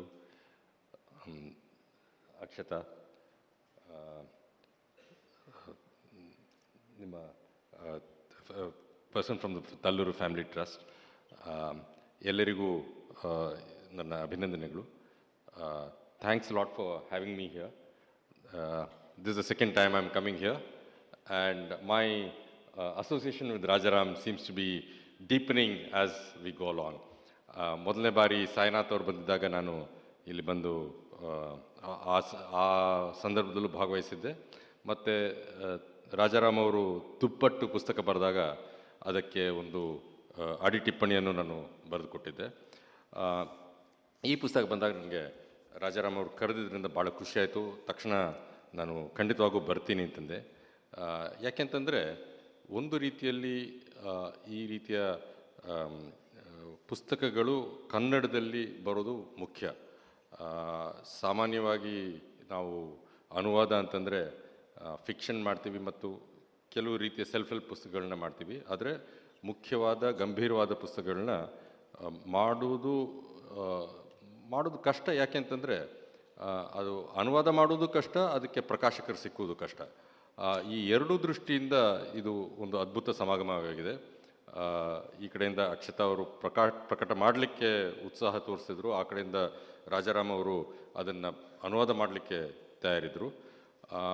ಒಂದು ಪುಸ್ತಕವನ್ನು ಅನುವಾದಿಸಿರುವ ನನಗೆ ಅನುವಾದದ ಕಷ್ಟಗಳು ಏನಿರ್ಬೋದು ಅಂತ ತಿಳಿದಿದೆ. ನನಗೆ ರಾಜಾರಾಮ್ ಅವರು ಅಷ್ಟು ಅವಸ್ಥೆ ಪಟ್ಟರು, ನನ್ನಷ್ಟು ಅಥವಾ ಇನ್ನೂ ಸರಾಗವಾಗಿ ಮಾಡಿದ್ರೋ ಗೊತ್ತಿಲ್ಲ. ಬಹುಶಃ ಅವರು ಸರಾಗವಾಗಿ ಮಾಡಿರಲಿಕ್ಕೆ ಸಾಕು. ಯಾಕೆಂತಂದರೆ ಅವರ ಭಾಷೆ ಬಗ್ಗೆ ಅವರಿಗಿರೋ ಒಂದು ಕಮ್ಯಾಂಡ್ ನನಗಿಂತ ಹಿರಿಯದ್ದು ಅಂತ ನಾನು ಭಾವಿಸ್ತೇನೆ. ನಾನು ವೈ ವಿ ರೆಡ್ಡಿ ಅವರ ಆತ್ಮಕಥೆಯನ್ನು ಅನುವಾದ ಮಾಡಿದೆ. ಇವೇ ತೊಂದರೆಗಳು ಇದ್ದವು ಅದರಲ್ಲೂ. ಇಂಗ್ಲೀಷ್ ಪುಸ್ತಕಕ್ಕಿಂತ ಕನ್ನಡದಲ್ಲಿ ಹೆಚ್ಚು ಪದಗಳು, ಯಾಕೆಂದರೆ ಅನುವಾದ ಮಾಡಿದಾಗ ಕನ್ನಡದಲ್ಲಿ ಸ್ವಲ್ಪ ಹೆಚ್ಚು ಆಗೇ ಆಗುತ್ತೆ. ಪುಟಗಳು ಜಾಸ್ತಿ ಆಗೋ ಒಂದು ಡೇಂಜರ್ ಇರುತ್ತೆ. ಇದರಲ್ಲಿ ನನ್ನ ಪ್ರಕಾಶಕರು ಅದನ್ನು ಪುಸ್ತಕವನ್ನು ಒಂದು ರೀತಿಯಲ್ಲಿ ಎಡಿಟ್ ಮಾಡಲಿಕ್ಕೆ ಹೇಳಿದರು. ನಾನು ರೆಡ್ಡಿಯವರ ಅವರಿಗೆ ಹೇಳಿದೆ, ನಿಮ್ಗೆ ನಾನು ಏನು ಎಡಿಟ್ ಮಾಡ್ತಾಯಿದ್ದೀನಿ ನಿಮ್ಗೆ ಗೊತ್ತಾಗಲಿಕ್ಕಿಲ್ಲ, ಯಾಕಂದರೆ ನಾನು ಕನ್ನಡದಲ್ಲಿ ಮಾಡ್ತಾಯಿದ್ದೀನಿ, ಅದರಿಂದ ನೀವು ನನಗೆ ಒಂದು ರೀತಿಯ ಎಂಡೋರ್ಸ್ಮೆಂಟ್ ಕೊಡಬೇಕು, ಏನು ಬೇಕಾದ್ರೂ ಮಾಡ್ಕೊ ಹೋಗು ಅಂತ. ಹಾಗೆ 600 ಪುಟಗಳಿದ್ದ ಪುಸ್ತಕವನ್ನು ನಾನು 300ಕ್ಕೆ ಇಳಿಸಿದೆ. ನಿಮಗೆ ಅಕ್ಷತಾ ಅವರು ಒಳ್ಳೆ ಪಬ್ಲಿಷರ್ ಸಿಕ್ಕಿದ್ದಾರೆ, ಇಳಿಸ್ಬೇಕು ಅಂತ ಹೇಳಲಿಲ್ಲ. ಆದ್ದರಿಂದ ನಿಮಗೆ ಒಂದು ರೀತಿಯಿಂದ ಅನುಕೂಲ ಆಗಿರ್ಬೋದು. ಯಾಕೆಂದರೆ ನನ್ನ ಕೆಲಸ ಹೆಚ್ಚಾಯಿತು, ನಾನು ಅಷ್ಟು ಅನುವಾದ ಮಾಡಿ ಮತ್ತೆ ಕತ್ತರಿಸ್ಬೇಕಾಯ್ತು. ಬಟ್ ಓದಿಸ್ಕೊಂಡು ಹೋಗುತ್ತೆ ಅಂತ ಅನಿಸುತ್ತೆ. ಈ ಪುಸ್ತಕ ಬಹಳ ಸರಾಗವಾಗಿ ಚೆನ್ನಾಗಿ ಓದಿಸ್ಕೊಂಡು ಹೋಗುತ್ತೆ. ಇದು ಒಂದು ರೀತಿಯಲ್ಲಿ ನೀವು ತೆಗೆದು ಓದಿದರೆ ಇದು ಕನ್ನಡದ್ದೇ ಪುಸ್ತಕ ಅನ್ನೋ ರೀತಿಯಲ್ಲಿ ಅವರು ರಾಜಾರಾಮ್ ಅವರು ಅನುವಾದ ಮಾಡಿದ್ದಾರೆ. ಆದ್ದರಿಂದ ಒಂದು ಯಾವುದೇ ರೀತಿಯ ಒಂದು ತಳಮಳ ಈ ಪುಸ್ತಕದಲ್ಲಿ ಇಲ್ಲ.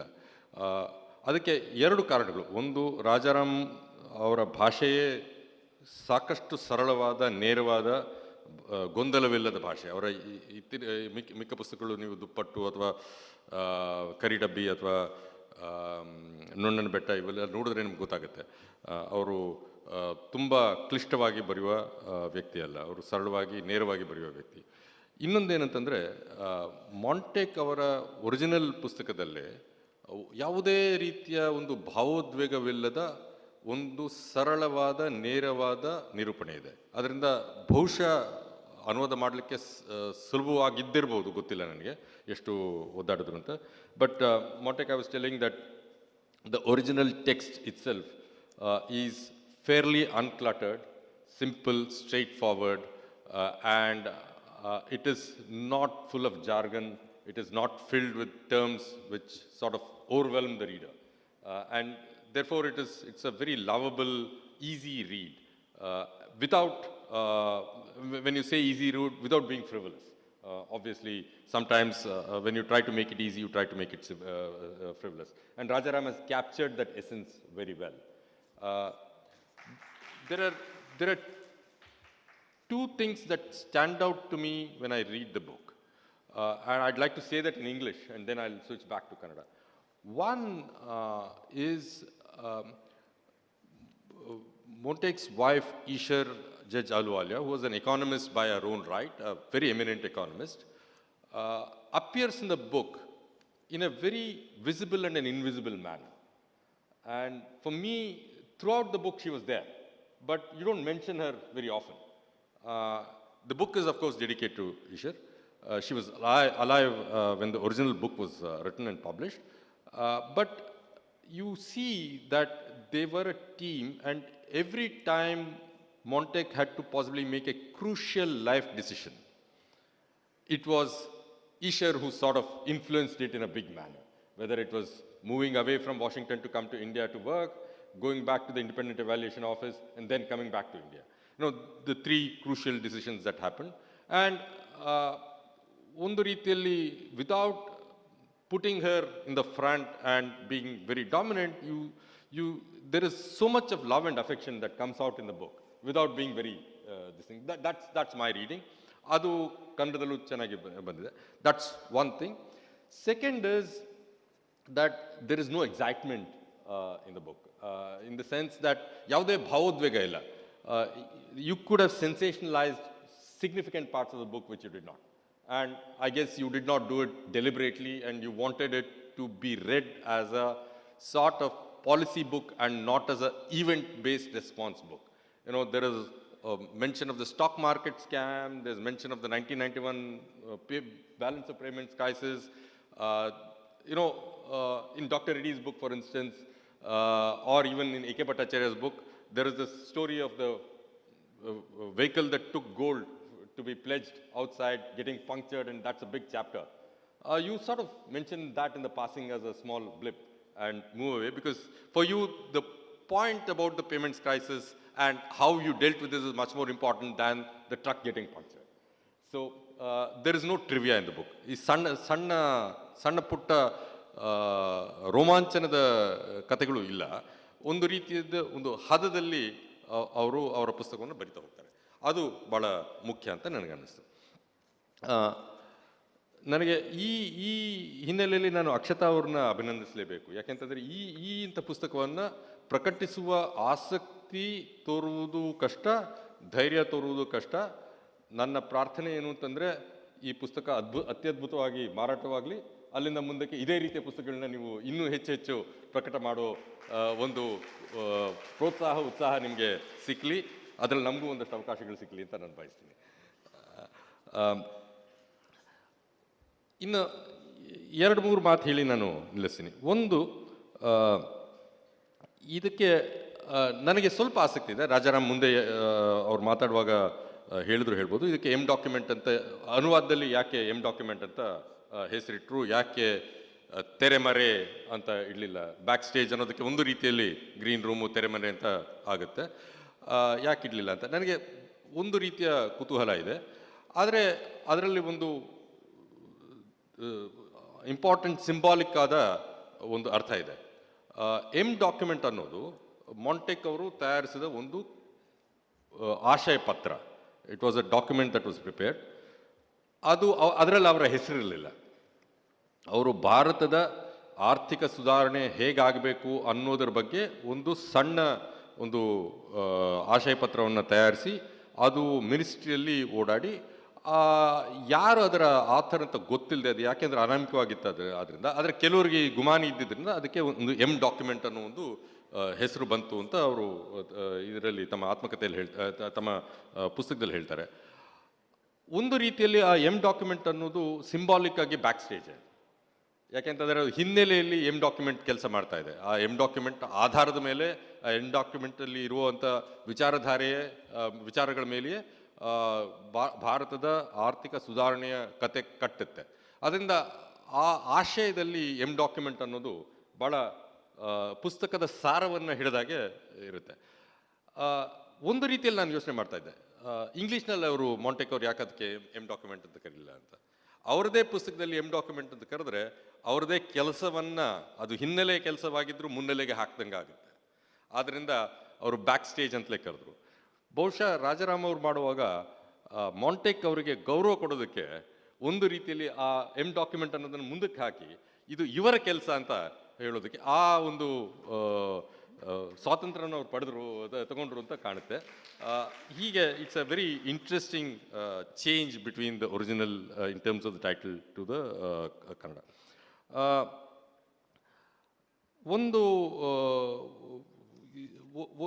ಒಂದು ವಿಷಯ ಹೇಳಬೇಕು ಅಂತಂದರೆ, ನಮ್ಮ ಮಾಂಟೆಕ್ ಸಿಂಗ್ ಅಹಲುವಾಲಿಯಾ ಅವರ ಒಟ್ಟಾರೆ ವಿಚಾರಧಾರೆ ಮಾರುಕಟ್ಟೆ ಪರವಾದ ವಿಚಾರಧಾರೆ. ಸರ್ಕಾರವು ವ್ಯಾಪಾರದಲ್ಲಿ ಇರಬಾರದು, ಖಾಸಗೀಕರಣ ಹೆಚ್ಚಾಗಿ ಆಗಬೇಕು, ಖಾಸಗಿ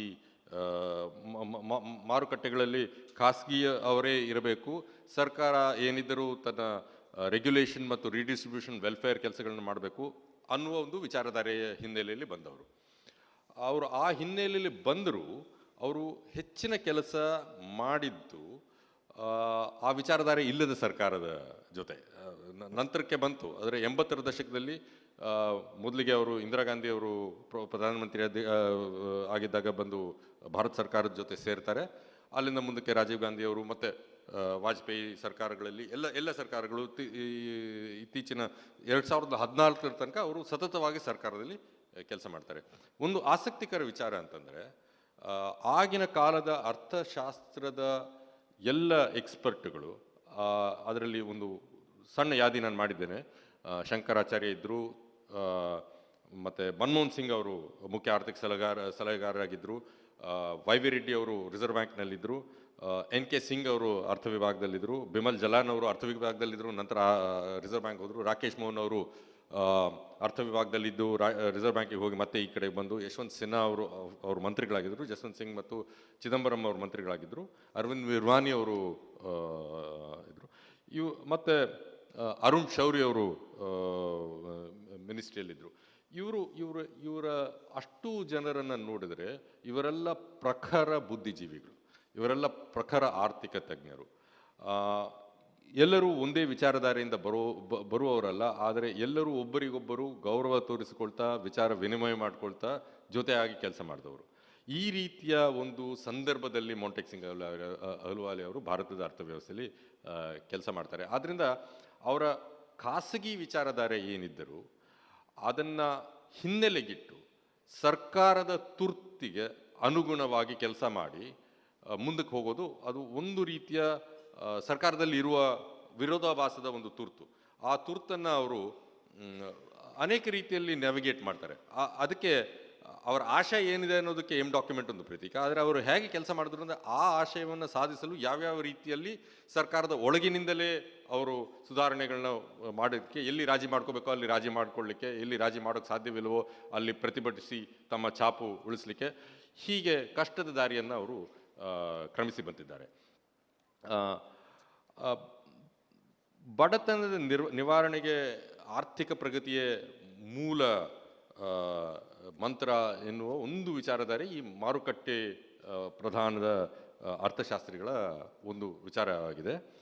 ನೀವು UPA ಸರ್ಕಾರದ ದಿನಗಳನ್ನು ನೋಡಿದರೆ, ಒಂದು ಕಡೆಯಲ್ಲಿ ಮಾಂಟೆಕ್ ಅವರ ವಿಚಾರಧಾರೆ ಅದೇ ರೀತಿಯ ಮನಸ್ತತ್ವ ಹೊಂದಿದ ಮನಮೋಹನ್ ಸಿಂಗ್ ಅವರು ಪ್ರಧಾನಮಂತ್ರಿಗಳಾಗಿದ್ದರು, ಮತ್ತು ಅದೇ ರೀತಿಯ ಮನಸ್ತತ್ವದ ಚಿದಂಬರಂ ಅವರು ವಿತ್ತ ಮಂತ್ರಿಗಳಾಗಿದ್ದರು. ಇದು ಒಂದು ರೀತಿಯ ಒಂದು ಗ್ರೋತ್ ಅನ್ನು ತೆಗೆದುಕೊಂಡು ಹೋಗುವ ಒಂದು ದಾರಿ. ಆದರೆ ಆರ್ಥಿಕ ಪ್ರಗತಿಯೇ ಮುಖ್ಯ ಆದಾಗ ಒಂದೊಂದು ಸಾರ್ತಿ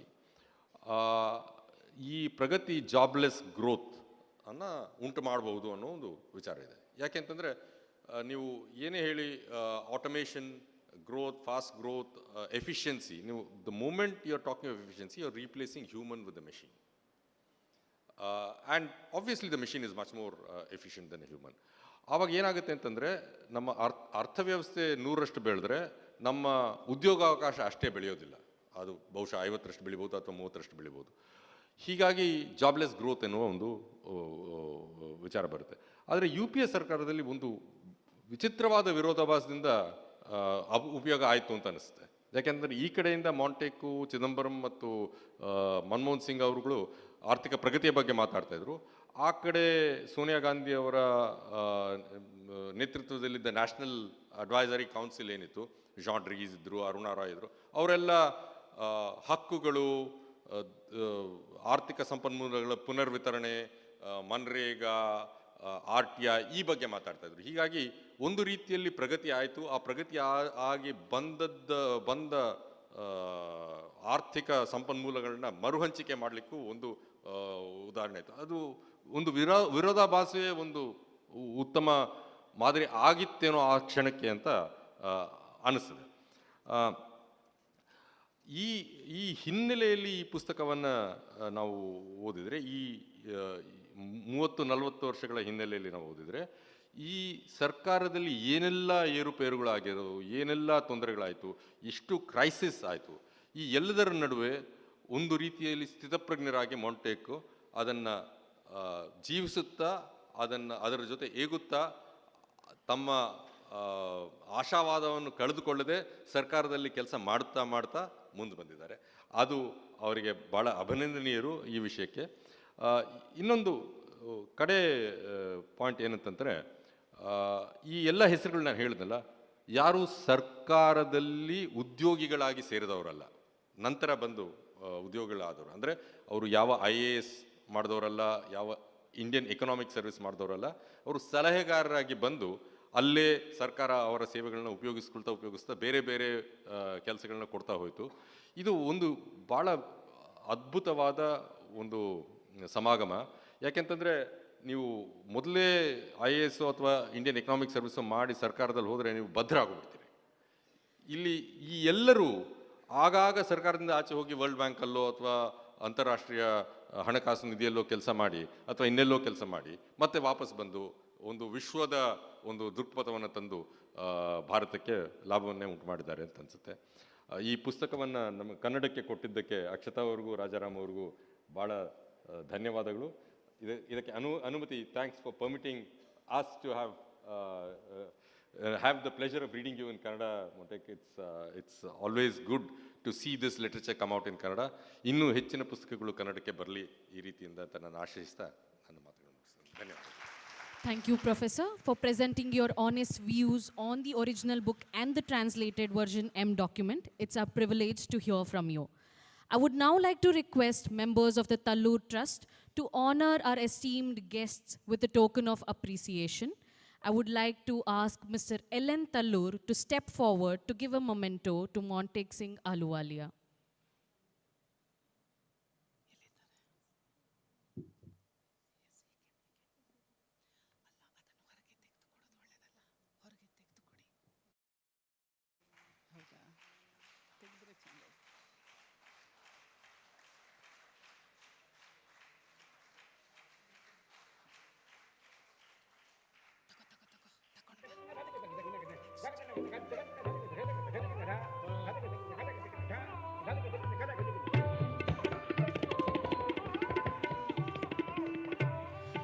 I would now like to request Mr. Vasant Shanbhog to step forward to present a memento to Professor Sriram.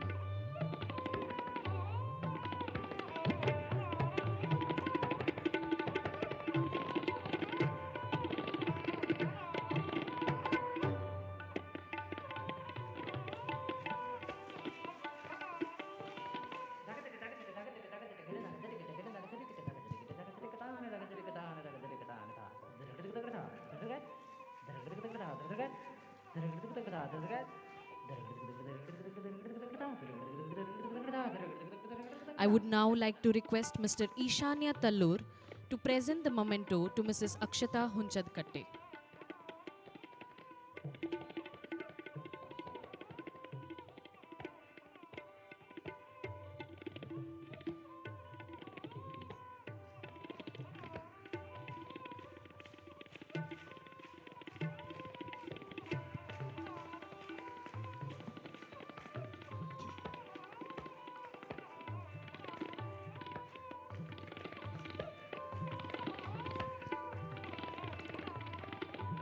ಕಾರ್ಯಕ್ರಮವನ್ನು ಸ್ಮರಣೀಯಗೊಳಿಸಿದ ಎಲ್ಲರಿಗೂ ಧನ್ಯವಾದಗಳು. ನಮ್ಮ ಇಂದಿನ ತಲ್ಲೂರು ನುಡಿಮಾಲೆ ಕಾರ್ಯಕ್ರಮದ ಮೊದಲ ಹಂತ ಪುಸ್ತಕ ಬಿಡುಗಡೆ ಕಾರ್ಯಕ್ರಮವನ್ನು ಮುಗಿಸ್ತಾ ಇದ್ದೇವೆ. ಡಾಕ್ಯುಮೆಂಟ್ ಕೃತಿಯ ಲೋಕಾರ್ಪಣೆಗೆ ಸಾಕ್ಷೀಭೂತರಾದ ಎಲ್ಲರಿಗೂ ಕೃತಜ್ಞತೆಗಳನ್ನು ಇದೀಗ ಸಲ್ಲಿಸಲಿದ್ದಾರೆ ನಮ್ಮ ನಾಡಿನ ಖ್ಯಾತ ಮನೋವೈದ್ಯರು, ಕರಾವಳಿ ಕಟ್ಟು ಬಳಗದ ಹಿರಿಯ ಸದಸ್ಯರೂ ಆದ ಡಾಕ್ಟರ್ PV ಬಡ್ಡಾರಿಯವರು.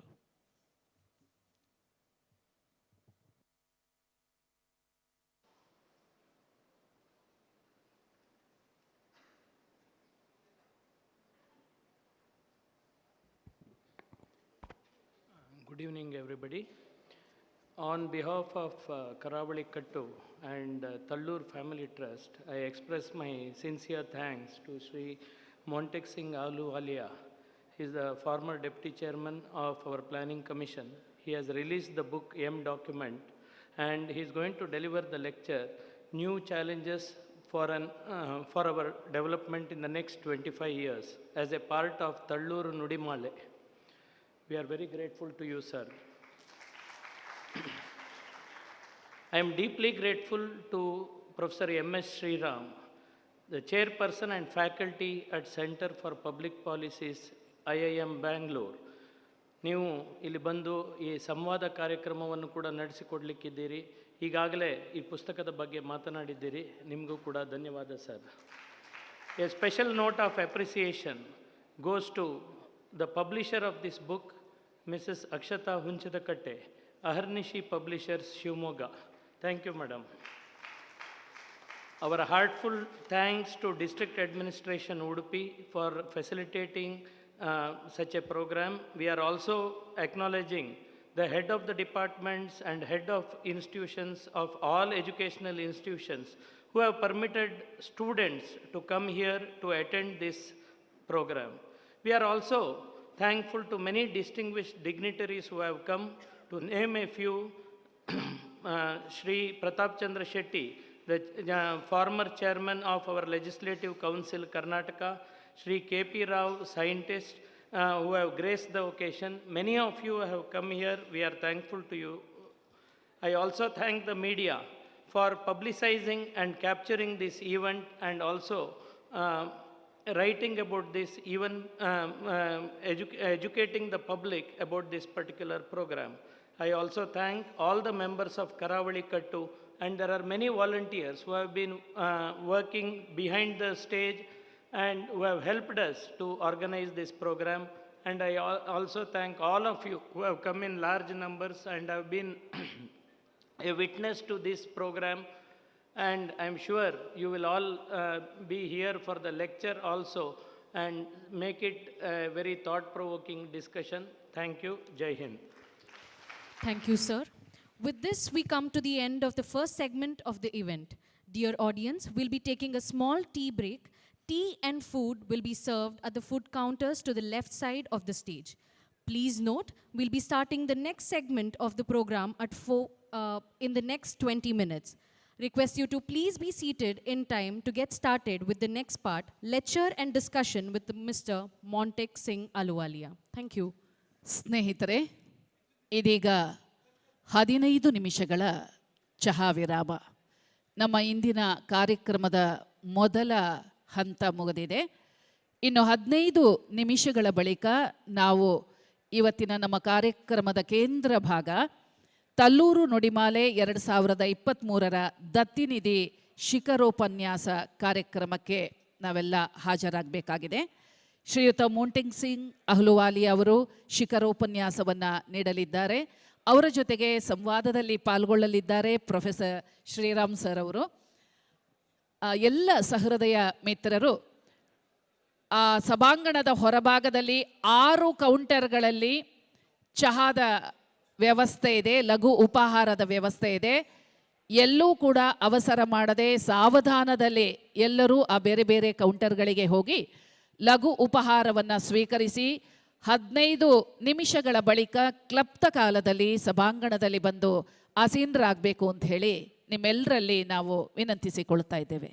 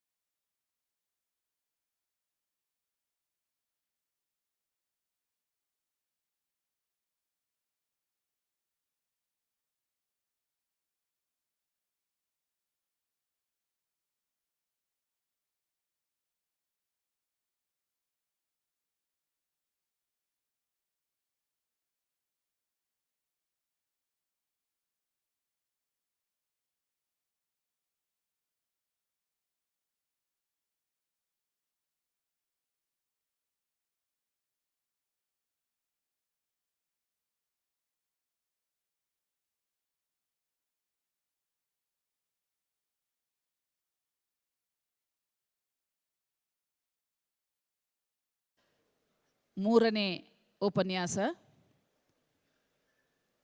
ಪದ್ಮವಿಭೂಷಣ ಶ್ರೀ ಮೋಂಟೆಕ್ ಸಿಂಗ್ ಅಹ್ಲುವಾಲಿಯಾ, ಮಾಜಿ ಅಧ್ಯಕ್ಷರು, ಉಪಾಧ್ಯಕ್ಷರು, ಯೋಜನಾ ಆಯೋಗ, ಭಾರತ ಸರ್ಕಾರ, ಇವರಿಂದ ಮುಂದಿನ 25 ವರ್ಷಗಳಲ್ಲಿ ಅಭಿವೃದ್ಧಿಗೆ ಹೊಸ ಸವಾಲುಗಳು ಎಂಬ ವಿಷಯದ ಮೇಲೆ ಶಿಖರೋಪನ್ಯಾಸ ಇನ್ನು ಕೆಲವೇ ಕ್ಷಣಗಳಲ್ಲಿ ಜರುಗಲಿಕ್ಕಿದೆ.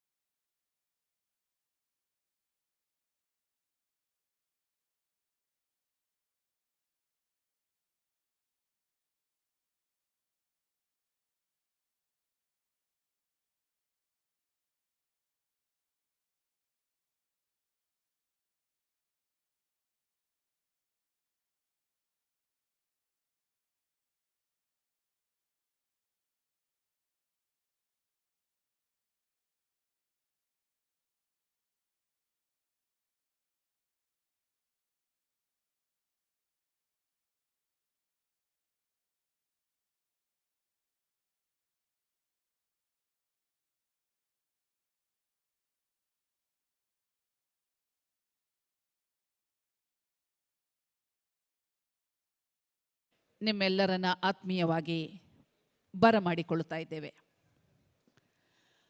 ಅನುಭಾವಿ ಅಲ್ಲಮನ ಮಾತು, ಹಿಂದಣ ಹೆಜ್ಜೆಯನ್ನು ಅರಿತಲ್ಲದೆ ನಿಂದ ಹೆಜ್ಜೆಯನ್ನು ಅರಿಯಲು ಬಾರದು.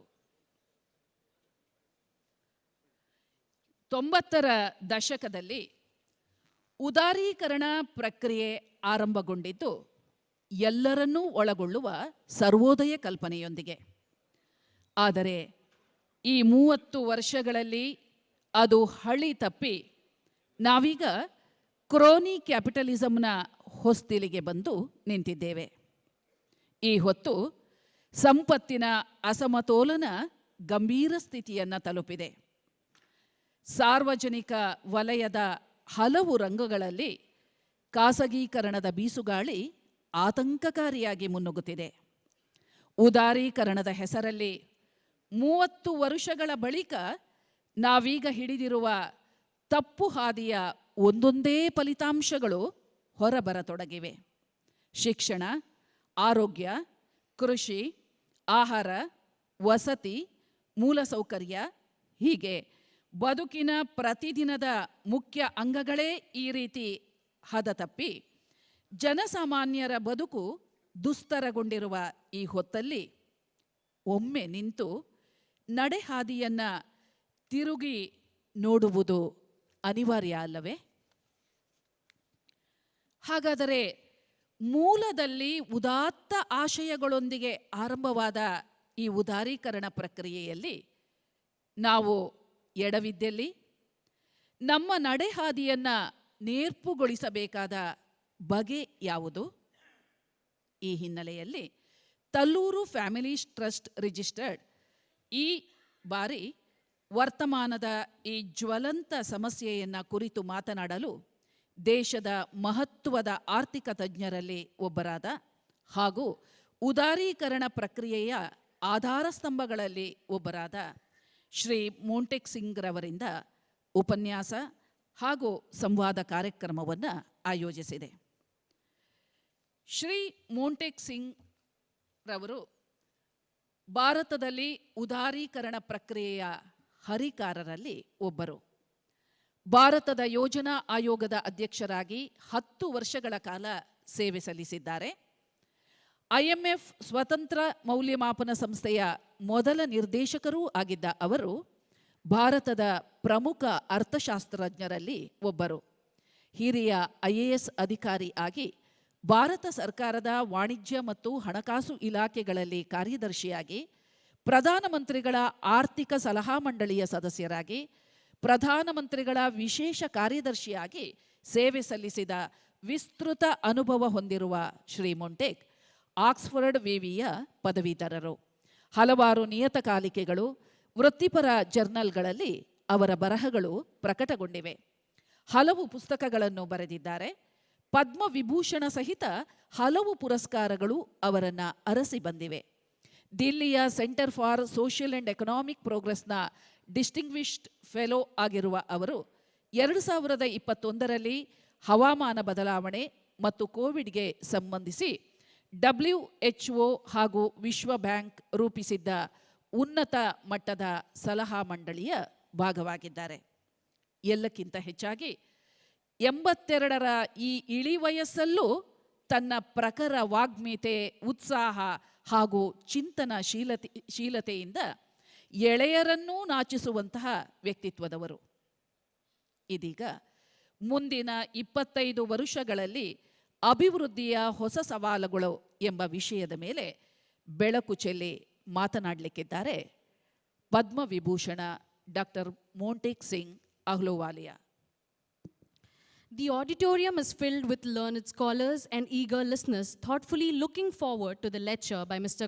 Monteg Singh Ahluwalia, former Deputy Chairman of Planning Commission, a world-renowned economist and civil servant, followed by a dialogue with Professor M.S. Sriram, faculty member at the Center of Public Policy, IIM Bangalore. While much has been spoken and encapsulated about the economic reforms, the thinking behind the decisions, the personalities that drove them, and the challenges that were faced, it's time to delve into the futuristic approach of what stands ahead. From liberalization to chronic capitalization, the country has moved towards a scalable growth, while a lot needs a check on. The lecture on new challenges for our development in the next 25 years will give us food for thought, a conversation that anyone interested in the larger political economy of India's development will be curious about. Mr. Ahluwalia is very eager to share his 90s experience to the younger audience today. I would now like to welcome Mr. Monteg Singh Ahluwalia to present the lecture.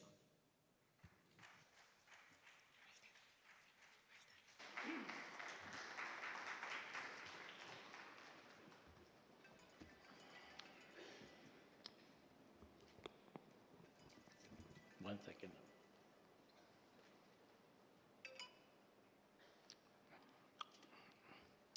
Well, thank you all.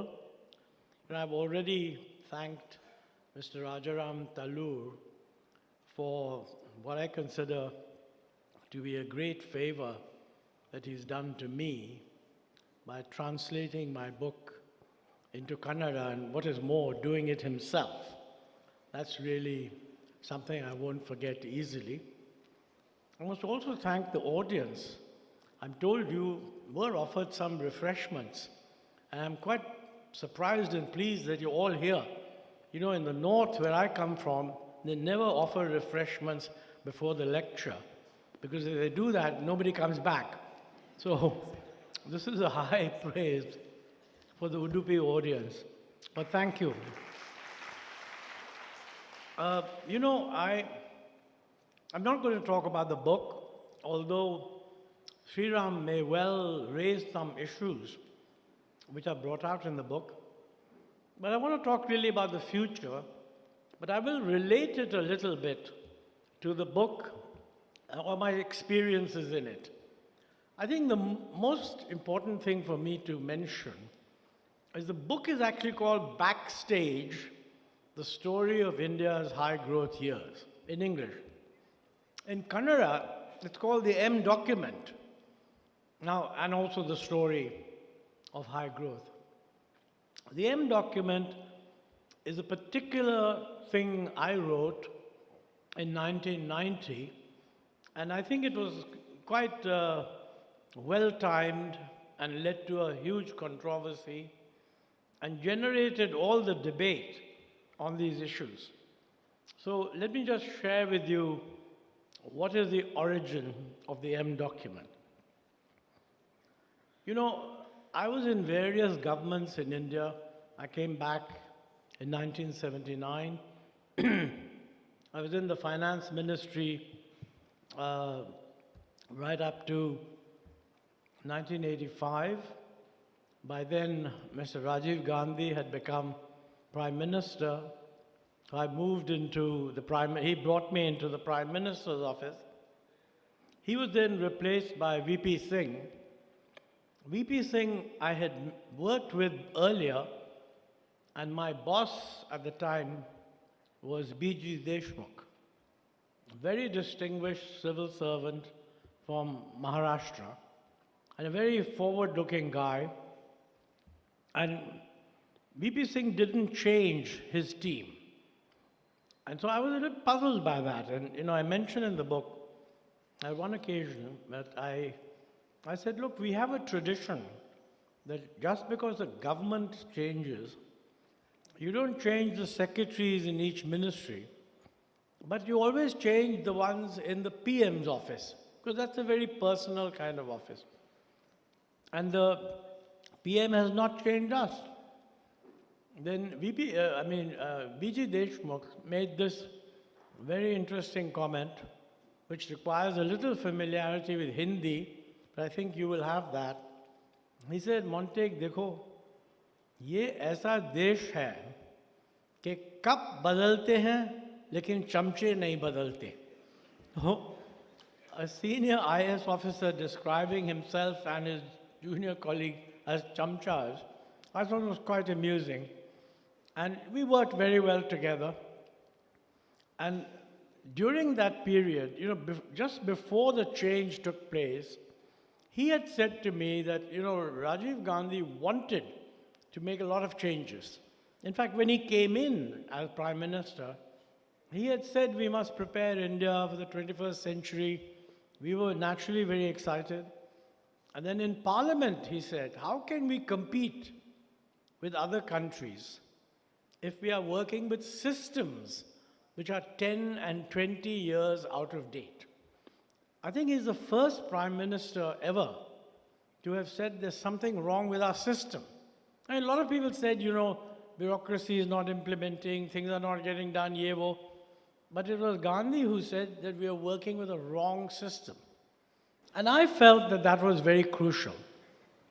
And so when B.G. Deshmukh asked me, he said, look, maybe he's going to come back. And this time, we should make sure that he has a clear agenda. Now, of course, he didn't have much time to develop an agenda, because within a year or so, 2 years after he came back, the Bofors crisis happened, and then he was just fighting political crises day by day. So the initial enthusiasm weakened. So B.G. Deshmukh said, you should have an agenda at the start of a government, and you better start working on what that agenda will be. Of course, Rajiv Gandhi, the Congress party, lost the election, so I had no expectation that this work would be useful. But a few months after VP Singh took over, he went to Malaysia to go to the Commonwealth Heads of Government meeting. And in this meeting, this was in 1990, and he said, I was in Kuala Lumpur in 1973 when I was Deputy Commerce Minister, and it was a very backward, provincial kind of town. And it's got transformed into a modern city. And I said to him, that's absolutely true, because I used to visit here from the World Bank in 1973, and that's also my impression. So VP Singh said, how do you think this has happened? And I said to him, that's because they have been doing economic reforms and we have not. So VP Singh said to me, you make a note on what is it that we should do. When we come back, we'll discuss it. So I pulled out what I was already working on, thinking that I would give it to Rajiv Gandhi, prepared a note on what changes we need, etc. And VP Singh read it, and it really recommended that we have to change our policies. It's mentioned in the book, but it starts off by saying that, the whole world is changing. I mean, nobody is doing this kind of control economy. Except for the Soviet Union, all the East European communist countries have gone to a market economy. East Asian countries are doing very well. And this is an important point, and I'll come back to it a little bit. But the main point I was making is that we must think again of how to reconfigure our policies. You know, this, VP Singh he saw that it dealt with a lot of things that would be controversial. He could have just killed it by saying, well, not giving any direction. But he gave the direction, send it to the Cabinet Secretary and let it be discussed in the Committee of Secretaries. Now, you know, an unsigned document coming from the PM's office, a lot of people obviously think that maybe the PM approves of what is being said here. So there's a lot of interest in it. And instead of it being finished in one meeting, they had to have 2 meetings of the Cabinet Secretariat to discuss all of it and for everybody to comment. And you know, interestingly, there were some people who were in favor and some people who were opposed.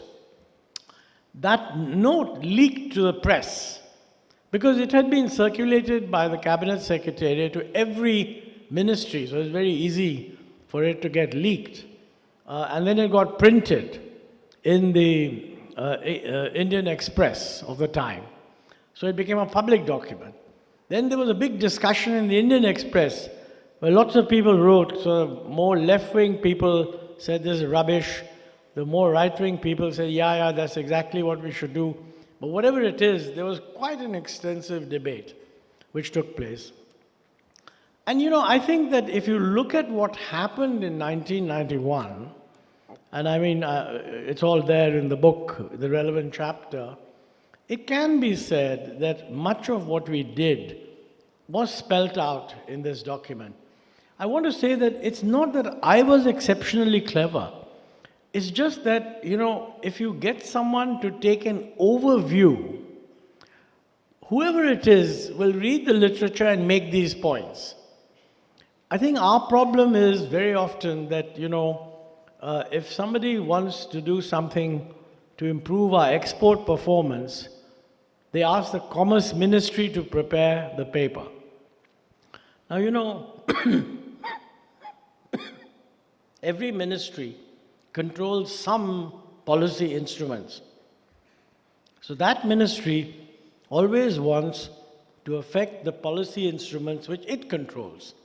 It doesn't provide a comprehensive view that, you know, our industrial sector is uncompetitive because they're not able to import what they want to become competitive. That's not controlled by them. The industry ministry controls that. Similarly, they cannot say that we are running an uncompetitive exchange rate, and if you want exports to improve, you should devalue the currency. That's the subject of the finance ministry. So I think we need some mechanism where an overview of policy is taken, not a sectoral view where each ministry says this is what needs to be done. And I think the M document was useful for that reason. And I feel that, you know, as we look ahead, we'll have many similar challenges that we need to address. So with that introduction, let me say what I'm going to talk about. I want to talk about looking ahead. I'm going to talk about 4 things that will determine what is going to happen. Sorry. And the challenges that we face. 1, I'm going to talk about growth prospects. Thank you. Sorry, I'm sort of after effects of a cold, so I may suddenly break up. Good, okay. So, I'm going to, 1 is talk about growth prospects. 2nd, talk about the state of the world. 3rd, talk about changes in technology. And 4th, the impact of climate change. Now, you know, what happens to India in the future is going to depend upon all these things. But all these things are not separate things. Each impacts the other. I mean, the state of the world will affect what happens to growth prospects. How we handle climate change will affect how we are able to move forward. So we need to take a overall integrated view. And my central point here is that, I'm not going to come forward with a set of solutions. It's not that I'm saying these are all interrelated, this is what we need to do. Maybe at some point, some friends of mine have said I should write another M2 document. But this is not, this speech is meant more to focus on how we need to pull together what we are saying in these different areas to make sure they're internally consistent. Now, having said that, let me now deal with a different issue. First is, of course, growth. In the old days, when we used to have planning, there was always a growth target. But we never actually said that growth is the only thing. We always said that we need inclusive growth. This really meant that the growth had to benefit everybody. Not enough to say 7% growth or 8% growth. I mean, if a politician addresses an audience and says, I'm going to deliver 8% growth, maybe there's an expectation on the part of everybody in the audience that his income will also increase by 7 or 8%. Now, if the economy is settled into a 5% growth path, and you just say, I'm going to continue a 5% growth path, then it may be that everybody will more or less get the same thing. But when you're making a big change, you're going to go from 5% to 8%, that is only going to happen if there are some structural changes in the economy. Those structural changes are disruptive. And anybody who's done business knows that, technology is, to be really productive, technology has to be disruptive. And it's not the case that technology comes and increases everybody's productivity. It probably comes in, some guys or some regions benefit more, growth takes off there, doesn't take off elsewhere, migration occurs, etc., etc., etc. So I think inclusiveness here means both that every serious group of people must be seen to benefit. Gender equity should also be improved in the process. Regional participation and growth becomes very important. If you have a growth process in which only some parts of the country are benefiting and others are being left out, there's going to be a problem. So I think the truth is that no big structural change can take place without some of these things happening. But if enough good things are happening, then it kind of averages out. So this is really, lots of people today say that, if you look at India's growth performance in the past, I would break down India's performance in the very early years after independence. Broadly, the Nehruvian period, the growth rate was around 4.5%. That was less than what we targeted, which was 5%. That was much better than what we were getting in the pre-independence colonial period. So in that sense, the growth was less than target, but much better than what we were getting in the past. In the period from the mid-60s to the 70s, that is when India's growth really deteriorated. And Raj Krishna used this phrase, the Hindu rate of growth and so on, 3.5% or so. There are different views on why that happened. And some people will say that, look, that was a period when we had a Pakistan war in 1965, we had an oil crisis in 1973, and so on. Others feel that that's the period when our economic policy became more control-oriented, which is actually true. But during this period, we did badly, and it became very clear that we were falling behind East Asia. It's not just that we were doing badly, our neighboring countries were doing very well. So most of us, I mean, I came back in 1979. It was very clear to me that India is underperforming. During the 1980s, little bit of change was done, bit by bit. Not enough. So the growth rate went up to around 5.5%.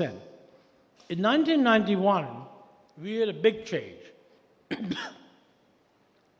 We had a crisis, but I think the government of the time followed the advice of the Chinese proverb, never waste a crisis.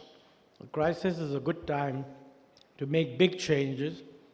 So we followed a policy of both trying to stabilize the economy, but also to do structural reforms. But you know, being a democracy, the structural reforms took time. We adopted a gradualist approach. In other words, not doing everything that needs to be done, but doing some of the things, building a consensus, etc., etc. Now, there's a big debate on whether we should have gone faster or not. I mean, I feel that if we could have gone faster, we should have gone faster. But the politics would not have made that possible. Mr. Narasimha Rao lost the election in 1996. In the 2 years before the election, his commitment to pushing reforms had gone down. Because the problem with pushing reforms is that, you know, most reforms take a long time to have an impact. I mean, today, for example, for the first 4 or 5 years after the GST was introduced, the general feeling was that, you know, the revenues are not responding. Now, which is 6 years after the GST was introduced, you're beginning to see a response.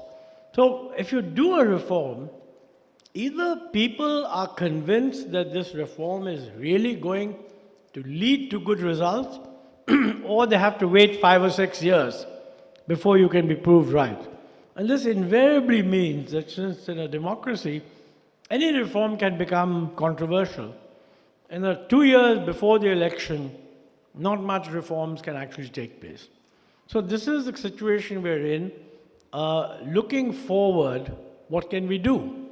I think most people agree that, you know, the 91 reforms have led to an increase in the growth rate. Not in the 90s, because of the slowness and gradualness of reforms. The reform performed only a little better. But after 2000, the economy started to grow much faster. And even in that period, there have been variations. For some years, we grew at 8.5, then we slowed down. But you know, the average over that period is about 7%. Then it slowed down because of the COVID pandemic. And now looking ahead, most people think that, you know, 6.5%, I think the government's own estimate is that we will grow at 6.5% this year. Whether we can raise that to 7% or not, that's an issue that we have to consider.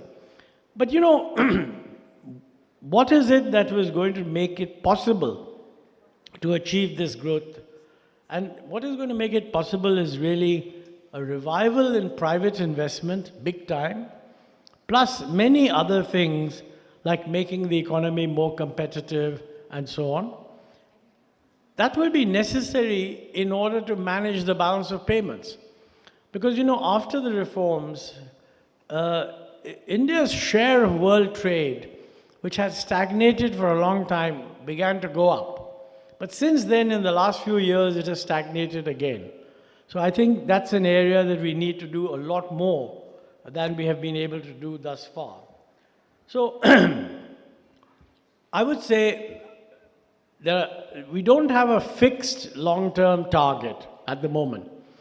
We keep talking about, you know, we're going to become a developed country by 2047. We're going to become the third largest country by a certain date, or the second largest country. All of that depends on what happens to the growth rate. My own guess is that if we grow at 6.5%, we will, within 3 years or so, certainly become the third largest country, no doubt about it. I mean, that means just behind China and the United States in terms of absolute level of GDP. But our growth rate we could be actually higher than both China and the United States, because the United States is not going to be able to grow very rapidly. They're a high-income country. Their population growth is not that great. And China is also slowing down, and their population is also declining. So it's unlikely that the Chinese, in the medium term, will be growing very rapidly. But you know, although our growth rate may be higher than China and the United States, we will still be very far behind these countries, in the sense that the total size of our GDP, I mean, China is 5 times larger than we are, and the United States is a little higher than that. So while we may kind of quietly start closing that gap, we'll still be very far behind. But in absolute GDP terms, we'll be above most of the other countries. That is almost certainly true. What we need to do is to identify the constraints. And definitely the constraints are the investment rate in the economy has to go up by something like 3 or 4% of GDP. If it doesn't go up, then I think we're not going to be able to make this grade. And here the problem comes in.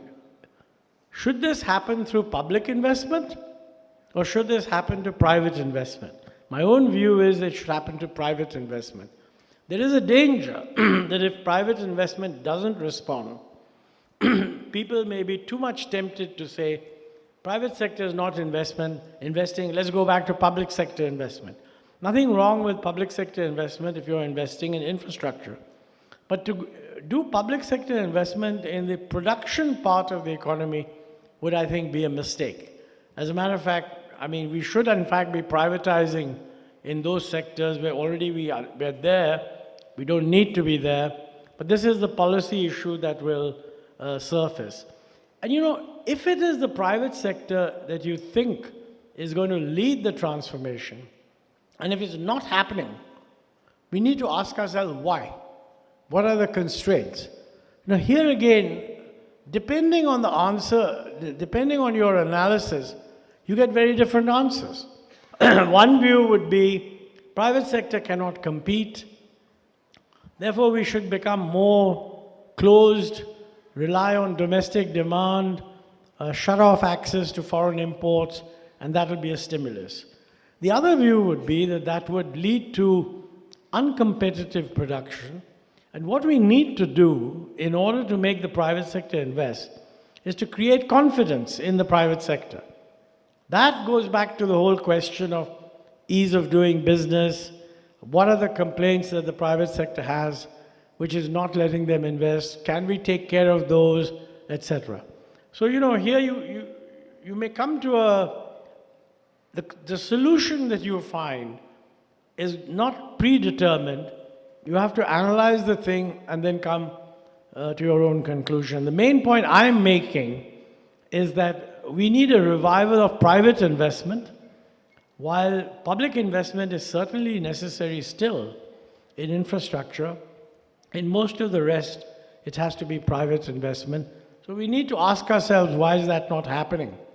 In some sense, if somebody were doing an M document for today, the question to ask is, why are so many high net worth individuals, according to the newspaper, relocating outside India?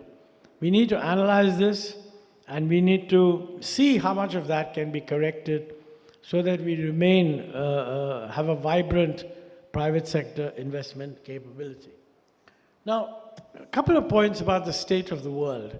You know, normally, and this is a big difference from 1991. In 1991, the state of the world was fine. We had a crisis. We had to fix our crisis. State of the world was okay. That's not the situation today, because the world itself has got very fragmented. This is what some people call the process of deglobalization. It's not just an economic phenomenon, it's also a security-related phenomenon, particularly because I think the Chinese have explicitly said that they are challenging the US and European model of societies, democratic values, etc. They're challenging that. They think theirs is better. And furthermore, they also challenge them militarily and technologically.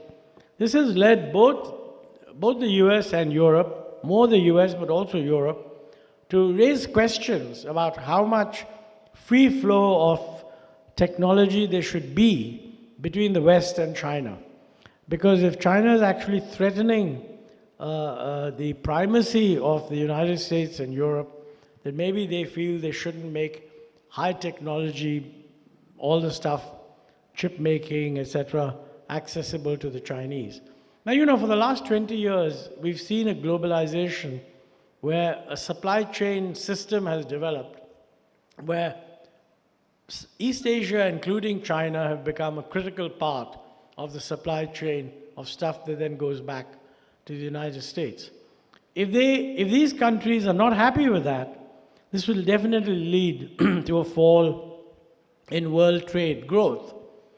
It would also lead to a fall in world growth, because if you're interrupting the flow of trade, it's bound to affect growth. But the question arises, what about India?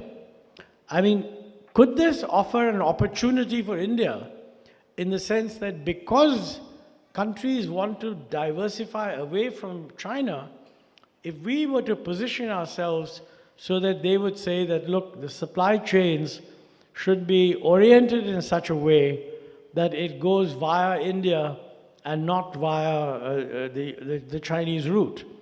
I think there's a lot in that. And I think we have an opportunity. It is a unique opportunity. But then it raises questions about our own policy towards trade. We cannot become part of a global supply chain if we are not open to imports. The whole idea of becoming part of a global supply chain is that you bring in something because you think you're producing it there. India is the best place to add the value and then export it out again. For that, our trade policies have to be much more open than they are. You know, the present position is that India has much higher tariffs than other East Asian countries. That's why I was in favor of joining the regional cooperation agreement in East Asia, but for a variety of reasons, although it seemed at one time that we were going to join, a decision was taken not to join. And I am told that Indian business were very uncertain about being able to compete with China. Now, whether that's right or not, I don't know. But to my mind, we have to, what Indian business should do is to tell the Indian government that, look, we're willing to compete with China, but if you want us to compete with China, you have to give us A, B, and C in terms of basic infrastructure, ease of doing business, and so on, and persuade the government to do that so that we don't remain out of these new trade blocs. Of course, you can go even further and say that, all right, we're not part of RCEP, which includes China, but we're quite willing to join the Comprehensive Trade Partnership, which is now anchored by Japan, which includes the East Asian countries, but doesn't include China. The problem with that partnership is it has a higher demand on what you have to do internally, labor standards, environmental standards, etc. So I'm afraid that is that's the choice that we will face. If we want markets to be open, we will be put under pressure to align some of our standards with what are globally accepted standards now. I mean, we have to weigh the costs and benefits. My own view is that long term, India has the competitive capability of doing well, and as long as the signal is given loud and clear to business, including foreign business, that please come and invest in India, and we want to be part of the global supply chain, we would be able to do that. Now, third issue, which is changing compared to the past, is what is happening to the state of technology. Now, once again, you know, we talk about 1991 as the last big reform area. But remember that 1991 was really before the internet. I mean, browsing the internet became possible only in 1993. Compared to 1991, the world of technology has moved greatly. And what is more, it's moving even now. Because not only is the world digitally more interconnected, people are more interconnected with smartphones and so on. So information is flowing very freely. And with the rise of AI, there are all kinds of new technological possibilities that business is thinking of exploring. Now, what does this mean? Go back to what I said earlier. Technology change is not always smooth. In fact, many technology changes are disruptive. In the long run, they are not necessarily negative, but in the short run, they are disruptive. So I think we have to also recognize that some of these technology changes will be disruptive. If we start judging a technology change as to whether it is disruptive or not, and say we will only allow technologies to come in which are not disruptive, we will actually lose out on the big possibility of technology.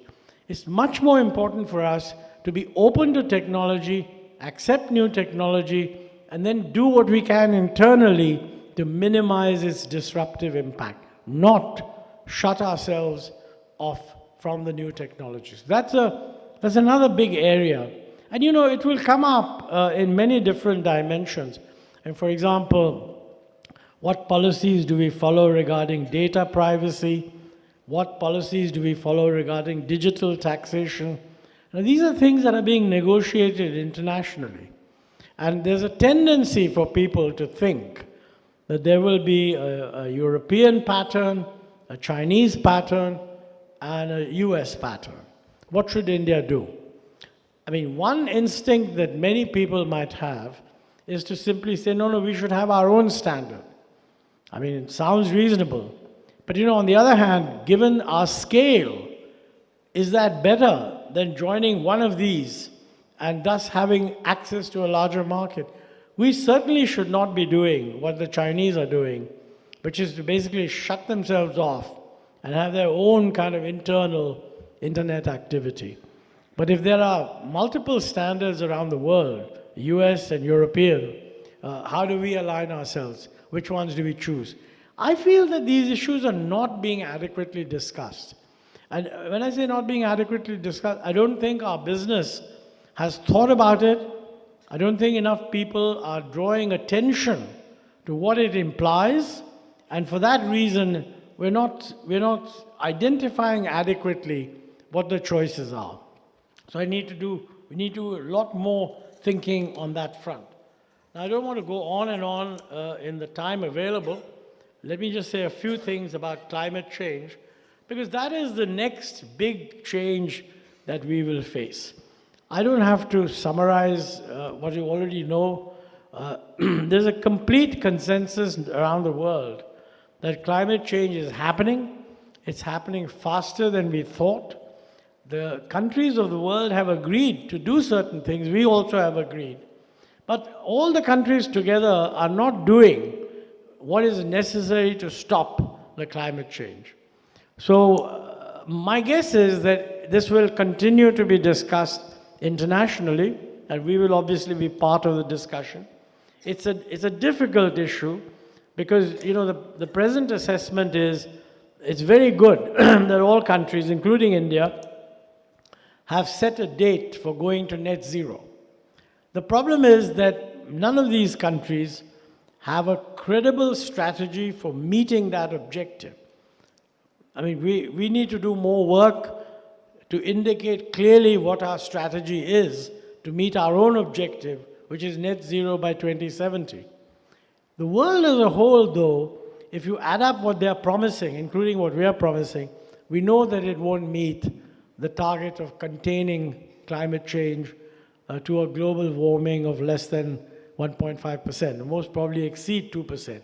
And that would be humongously difficult. I mean, all the evidence available suggests that you will see declines in agricultural productivity of anywhere between 12 and 14%, much larger vulnerability to floods, great vulnerability in terms of weather, therefore unpredictability of availability of water, and how do we adapt to that? I mean, clearly we need to adapt to that by finding ways of dealing with water scarcity in a productive way, finding ways of promoting the kind of research that will make our crops more resistant to climate change, and that involves putting more money into agricultural research and things like that. But in the end, this will undermine any growth strategy because we cannot just pursue growth and never mind what happens to climate change. I mean, if you get a global warming, and warming in India maybe slightly more than that, 2 degrees centigrade, let's say, you know, the negative impact on human productivity will be very high. So I think we need to work out, we have to do 2 things. We have to work internationally to convince countries that they have to do more. And doing more means, in my view, the richer countries should get to net zero faster than what they are currently planning to do. If they do that, the technologies they develop in order to do that will be available for us to use, so it'll have a spillover benefit. And they must do more to finance the transition in developing countries, not just India, but all the middle and low-income developing countries. So that's a pretty big agenda. And I mean, you're going to have another committee, UNFCCC meeting in United Arab Emirates later in the year. Let's see what happens there. But whatever happens there, we ought to have a credible working strategy consistent with our objective of getting to net zero by 2070. And one can see now what that actually implies. It certainly implies a massive shift away from fossil fuel-based electricity generation towards electricity generation based on renewables. That means solar and wind. And it also involves massive electrification of transport. Now, you know, there we are making a start, but the actual progress we have made so far is actually quite limited. I mean, for example, at the moment, I think of the total vehicles that are registered during the year, you know, in India, the average vehicle registration, which is EV, is only about 4%. And this is mainly because very high percentages in 3-wheelers and 2-wheeler scooters. In things like cars, our EV registration rate is about 1%. Now, if you compare that with what people are talking about going to 30% by 2030. Can we really go from 1% to 30% within 6 or 7 years? It's not very clear to me. This is what we need to work out. That in order, for example, in order to go to 30%, what do we have to do? And there's a whole list of things that need to be done. Some of them have to be done by the central government. Some of them have to be done by state governments. So this is an area where the center and the states will need to cooperate very closely so that we can get a consistent strategy for bringing the country down to 2070. And at the same time, attracting enough investment in the areas of decarbonization, which are visible now, but we haven't got as much investment as is necessary. It did increase quite a bit, but it slowed down a little bit. So these are the kinds of things when we look ahead, we need to ask ourselves, can we go from what looks like 6.5% growth today to 7% and a little bit more? If the technology that is changing is going to be disruptive, will that generate enough employment? And if it isn't, what can we do to make that growth more employment-oriented? What can we do to make sure that that growth is regionally more equitable?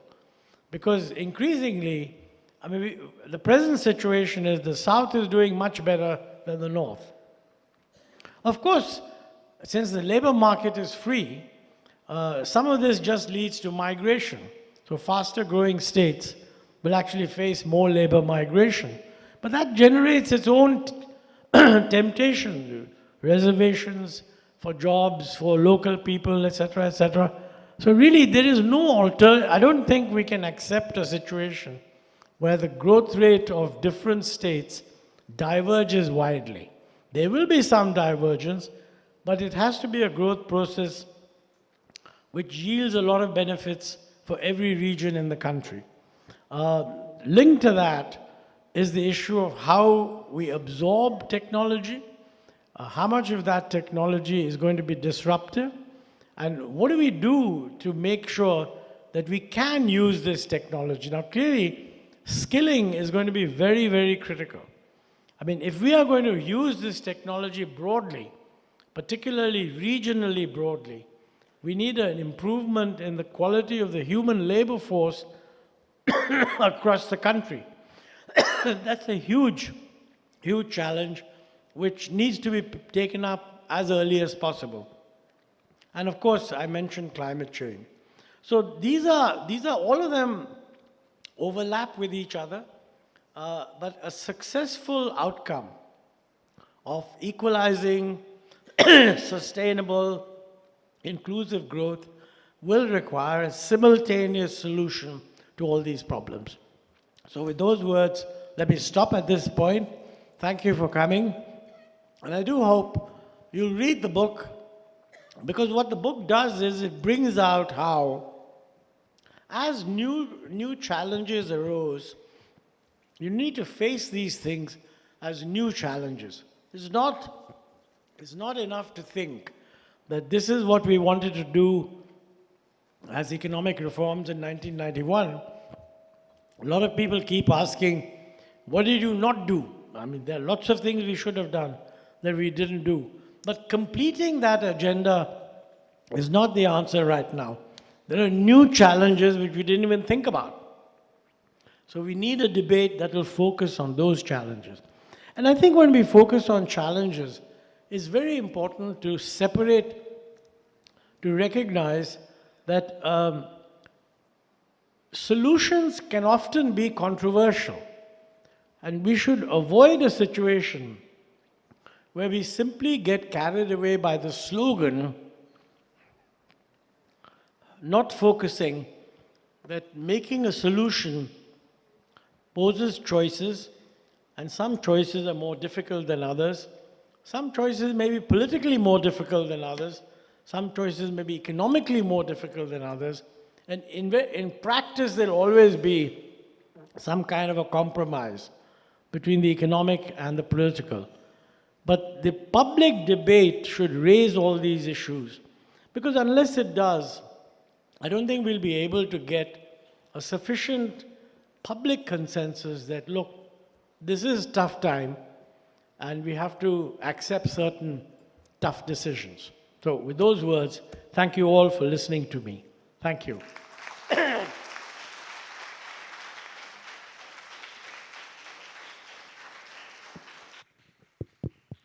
Thank you, sir. It's seldom that we get the opportunity to hear from a Padma Bhushan awardee, a world-renowned economist. But what's even rare is to get an opportunity to hear the insider story of the nation's major reforms. Thank you, sir, for sharing the anecdotes and throwing light on what has been witnessed and what awaits for the next 25 years. The lecture has left us with a rationale to ponder on. A conversation between two economic geniuses will definitely unveil an array of topics. It's time to witness Professor M.S. Sriram in conversation with Mr. Montek Singh Ahluwalia. ಇದುವರೆಗೆ 90ರ ದಶಕದಲ್ಲಿ ಆರಂಭಗೊಂಡ ಭಾರತದ ಆರ್ಥಿಕ ಸುಧಾರಣೆಗಳ ಉದಾರೀಕರಣ ಪ್ರಕ್ರಿಯೆಯ ಹಿನ್ನೋಟವನ್ನು ನೀಡುತ್ತಲೇ ವಿಸ್ತೃತವಾಗಿ ಭವಿಷ್ಯದ ಭಾರತದ ಮುಂದಿರುವ ಅಭಿವೃದ್ಧಿಯ ತೊಡಕುಗಳೇನು ಹಾಗೂ ಅವುಗಳಿಗೆ ತೋರು ದಾರಿ ಯಾವುದು ಎಂಬುದರ ಮೇಲೆ ವಿಸ್ತೃತವಾಗಿ ಬೆಳಕು ಚೆಲ್ಲಿ ಮಾತಾಡಿದ ದೇಶದ ಹಿರಿಯ ಅರ್ಥಶಾಸ್ತ್ರಜ್ಞ ಶ್ರೀ ಮೊಂಟೆಕ್ ಸಿಂಗ್ ಅಹ್ಲುವಾಲಿಯಾರವರಿಗೆ ತುಂಬು ಮನದ ಕೃತಜ್ಞತೆಗಳು. ಬಹುಶಃ ಅವರ ಉಪನ್ಯಾಸವನ್ನು ಕೇಳಿದ ಬಳಿಕ ನಮ್ಮ ಮನದಲ್ಲಿ ಮೂಡಿರಬಹುದಾದ ನೂರಾರು ಪ್ರಶ್ನೆಗಳು, ಸಂದೇಹಗಳಿಗೆ ಒಂದು ಸ್ಪಷ್ಟ ರೂಪವನ್ನು ಕಂಡುಕೊಳ್ಳುವ ನಿಟ್ಟಿನಲ್ಲಿ ಇದೀಗ ಸಂವಾದ ಕಾರ್ಯಕ್ರಮವನ್ನು ನಡೆಸಿಕೊಡಲಿಕ್ಕಿದ್ದಾರೆ professor Shriram MS. Professor Shriram ನಮ್ಮ ನಾಡಿನ ಬೆರಳೆಣಿಕೆಯ ಮಹತ್ವದ ಅರ್ಥಶಾಸ್ತ್ರಜ್ಞರಲ್ಲಿ ಒಬ್ಬರು.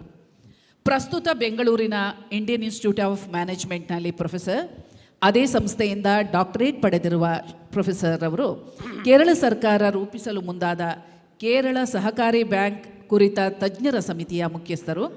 Gujarat institute of rural management IIMಗಳಲ್ಲಿ ಸೇವೆ ಸಲ್ಲಿಸಿದ್ದಾರೆ. ಕತೆ, ಪ್ರಬಂಧ ಮತ್ತು ಅಂಕಣ ಬರಹಗಳ ಮೂಲಕ ಅವರು ಕನ್ನಡ ಸಾರಸ್ವತ ಲೋಕಕ್ಕೂ ಕೂಡ ಪರಿಚಿತರು. ಪ್ರೊಫೆಸರ್ ಶ್ರೀರಾಮ್. ಧನ್ಯವಾದಗಳು. Thanks. I should start with a disclaimer. I mean, multiple times I'm referred to as an economist.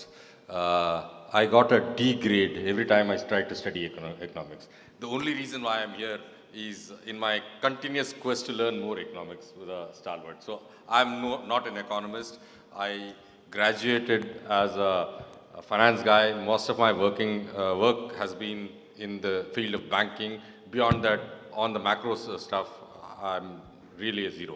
Although I thought I'll give a disclaimer and also make a confession that my grades in economics has not been very good, as in when I tried to formally learn economics. With that background, I'll kick up a few questions, and then we could possibly take some questions from the audience as well. No? Okay. Okay. Then, because it looks like logistics is difficult, so let me try and pick up the questions myself. So one of the things that you brought out very succinctly was climate change and growth and the dilemma between this, right? During your time with the Planning Commission, particularly the UPA 1 and 2, and the early time of UPA 2, we had fantastic growth rates which sort of almost hit 10% at that time. Do you think a very high growth rate or a very high target for a growth rate is going to be ecologically devastating? Because that would need land acquisition, that would need a whole lot of pollution clearance, a whole lot of other things. So how do we create a balance? And is it possible for M document 2 to come to a ideal growth rate which is not, which is possibly ecologically or from a climate change perspective with a zero carbon target? What would be a good growth rate? Is it possible? I'm not asking for an off-the-cuff answer, but is it possible for you to come to that sort of a number? That's a very, very good question. The short answer is that there is a potential conflict, and the conflict really comes because high growth normally means high energy requirement. I mean, nobody has worked out a way of getting growth without using energy, although energy efficiency can reduce the amount of energy you need, but the name of the game here is not reduce emissions, you have to bring them to zero. So even if you reduce the amount of energy you need, you'll still be having a demand for higher energy. I think the reason to be hopeful is that the growth of renewable energy, that means wind and fossil fuel, makes it, wind and solar power, makes it possible to say that we will get the energy we need for high growth without raising emissions, and indeed even reducing emissions, because we'll be substituting fossil-based energy sources with non-fossil-based energy sources. Now, I think, what's the growth rate I'm talking about? My guess is that if you're talking about 7% growth, which is actually quite high, if you're willing to take tough decisions to switch from fossil fuel-based energy to non-fossil fuel-based energy, it should be possible over a long period. I mean, our deadline is really 2070. Now, frankly, if you have a technological breakthrough in things like carbon capture and storage, which at the moment is very expensive, it may be possible for us to do better by allowing some fossil fuel use to continue and using carbon capture and storage, CCS, to negate the emissions effect. So 7% with lots of strong action is possible. But I think going beyond that, my feeling is that we'll not be able to do it, essentially. So that does mean that as far as global ambitions are concerned, we better target ourselves at 7%. And my view, by the way, frankly, is that the Western countries should be satisfied with 0. I mean, they are already consuming very high levels, and from their point of view, happiness and satisfaction can come from an improvement in the quality of life rather than by consuming more physical products. So, you know, if they were to switch to spending more time in listening to theater or enjoying sport or other things, it would not be so carbon intensive. But we are at a very low level of per capita income. So we should be allowed to increase our total energy, but also make sure that we reduce total emissions. So those are the two things we have to take care of. Now, of course, things become a lot easier if energy efficiency is improved. In other words, for the same GDP, you need less energy. The problem there is, frankly, that the way to do that is either through producing technical improvements or by having rational fuel prices. One of the biggest problems we have is that there's a irrationality in fuel pricing. The fuel is priced, energy is priced too low, given the social costs that it involves. Now, can we actually, you know, if you translate this into actual numbers, it means that the idea of giving farmers free electricity, it militates against the farmer using the electricity very efficiently. It also militates against the farmer using water very efficiently. Can we change that? We've not even had a public debate on this. To my knowledge, no political party is willing to say this is necessary. And that's why I think the public discussion, public intellectuals, academics, think tanks, whatever, they should actually make people more aware that these are issues that have to be addressed. I have an associated follow-up.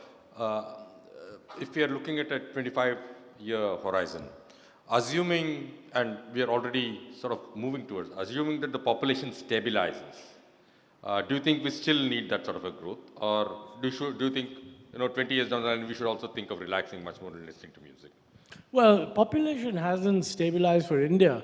Population will stabilize for India around about 2050 or so. Okay. Population will, I mean, what has happened is that the birth rate has gone down. Birth rate in the southern states has gone down much more. In the northern states, not so much. But for the country as a whole, the decline in the birth rate means that the population will stabilize. But it won't stabilize immediately. So between now and 2050, the population will be rising. In fact, some people call that the demographic advantage, because China is already experiencing a decline in population. We, for the next 20 years, will still have a rising population. But we have to give them jobs. And that's where growth should be at least 7%, and it should be job creating. And that will be the more difficult thing, given the nature of technology change that we face. Okay, one thing that you don't very significantly touch in your book is agriculture. And if it's okay, could we talk about it for a little bit? Particularly, I'll start by this old paper that Ambedkar wrote, which said that where he said that the problem of agriculture is not about small holdings and not about productivity. It's about how the labor is distributed, and there are too many people dependent on agriculture. We just need to take people out of agriculture. Agriculture will sort its problems out. But nevertheless, there is economics of farm size, etc., etc. And there's a whole lot of technology that is, both in terms of financial instruments that are risk mitigation crop insurance and a whole lot. And technology, which you were alluding to yesterday, BT, which sort of makes the productivity better, much more resilient to risks. That's the elephant in the room. So how do we address the elephant in the room? Well, that's an extremely good point. I'll make a short answer is, I agree with Ambedkar that there are too many people crowded into Indian agriculture. And a successful growth story does involve income of farmers or people engaged in farming rising at least at the same rate as it rises for the rest of the country. That cannot possibly happen through a growth of production, because I don't think the demand will sustain a higher growth rate of agriculture than, say, 4%. Actually, already growing at about 3.6. The problem is that you've got far too many people who are not being absorbed by non-agriculture. If the non-agricultural sector was more labor absorbing, then I think we would be pulling people out of agriculture. And frankly, until about, the data I had seen until about 2013, the agricultural population was falling. I mean, population dependent on agriculture. In the last 10 years, it seems to have risen. It may be because of the COVID effect, because that pushed a lot of people back into rural areas. This is a controversial issue, and the labor employment statistics are also being questioned quite a bit. However, I have no doubt that we probably have, I mean, something like 15% of the population of GDP is now agriculture and related. And the population, labor force dependent on it is almost 48, 49%. I mean, over a 20-year period, if you could cut this down from 48% to 20%, that would be terrific. But that's only possible if non-agricultural employment is generated at a sufficient pace. That's where the growth rate comes in. The growth, raising the growth rate from about 5.5 to maybe 7 is going to be dominantly because non-agricultural growth is going to rise. And you've got to make sure that that rise is also labor absorbing. Now, there are controversies here. I mean, I want to bring that out. If you have the usual sort of debate with economists, they will tell you that our labor laws do not encourage people to expand labor. I mean, Bangladesh is doing a much better job than we are, and so is Vietnam, because they don't have the kind of rigid labor laws that we do. Yet this is a politically very sensitive issue, and our unions are not at all willing to accept the proposition that labor laws have to be weakened. I think this is one area, by the way, where the economists are split down the middle. I mean, I have my own view, and my own view is that our labor laws are too rigid. So let me not hide behind. But if somebody were to ask me, are economists agreed on this? Answer is no. There are a lot of them who say, no, that's not the problem. But there are other things that are the problem. But that's why economics is so fascinating. You have to make up your mind who you listen to. So I'll sort of ask one question and I'll come back to the labor law issue in a moment. I mean, I think there are very interesting innovations that are happening out there in the market. We'll talk about it. But on the growth, I did allude to one of the problems that we may face, which is a jobless growth, right? I mean, that's something. If you look back at the manufacturing policy that was put up during the UPA time, it said the objective is to double the employment, triple the manufacturing, quadruple the exports, right? Now, obviously, in this statement, you know that manufacturing output is tripling, but employment is only doubling. So obviously, this is part jobless growth. So, given that we have a large number of people to be put into the employment market, and given that all the cutting-edge growth technology is anti-employment, forget about the laws. Even the technology itself is anti-employment. And I mean, we can always talk about delivery boys of Amazon and things like that, but that's a very small part of the entire story. What is it that we need to focus on to ensure that there is a job-led growth rather than a jobless growth? Is there some sectors where we need to look at, what are the ways, because that is actually fighting between the frontier technology and employment generation, right? I think, this goes to the question of disruptive change. Because many of our policy statements emphasize that the MSMEs provide a lot of employment. But actually, a hell of a lot of this employment is very low quality employment. Not much social security protection, not much wage improvement, etc. And the people don't realize what a very large proportion of the employment in manufacturing comes from very, very small enterprises. In fact, there's a long-standing thing in India that we should have many more middle enterprises. And the role of small-scale enterprises is as an entry point. So new enterprises come, and then the ones that succeed become middle, and the ones that don't succeed just drop out. We have a large number of very old and very small enterprises in the MSME sector. Now that's only describing. I think the solution has to be, if we believe that labor laws are a constraint, and to some extent, availability of capital for the smaller industry is a constraint. And I think both of those are true. On labor laws, of course, you just have to change the labor laws. On capital, I think some of the digitalization and the financial innovation, this is really your specialty. You disdainfully denied any association with economics, but this is bang in your area. Everyone tells me that digitalization will make it a lot easier to lend to first-time borrowers in the small-scale sector, because they will be able to create, share their credit history and also enable sensible assessment of credit risk.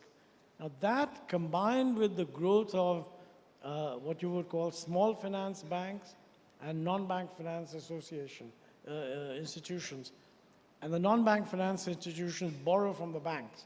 So they become the first identifiers during the early risk stage of small enterprises.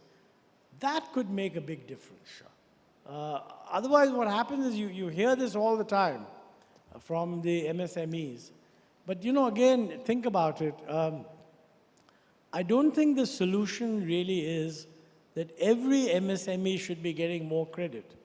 Many of the MSMEs, the problem there is some of them are really credit worthy and some are not. But because bankers and lenders don't know, nobody gets credit. Now suppose you were to refine the criterion of search so that bankers and lenders were able to define who is it who deserves the credit and who is it who doesn't. You may end up with a lot of the very, very small enterprises which just hire 2 family workers, etc., more or less disappearing, and another group of more viable MSMEs expanding. And then they will be hiring other people. So that would be a disruptive move.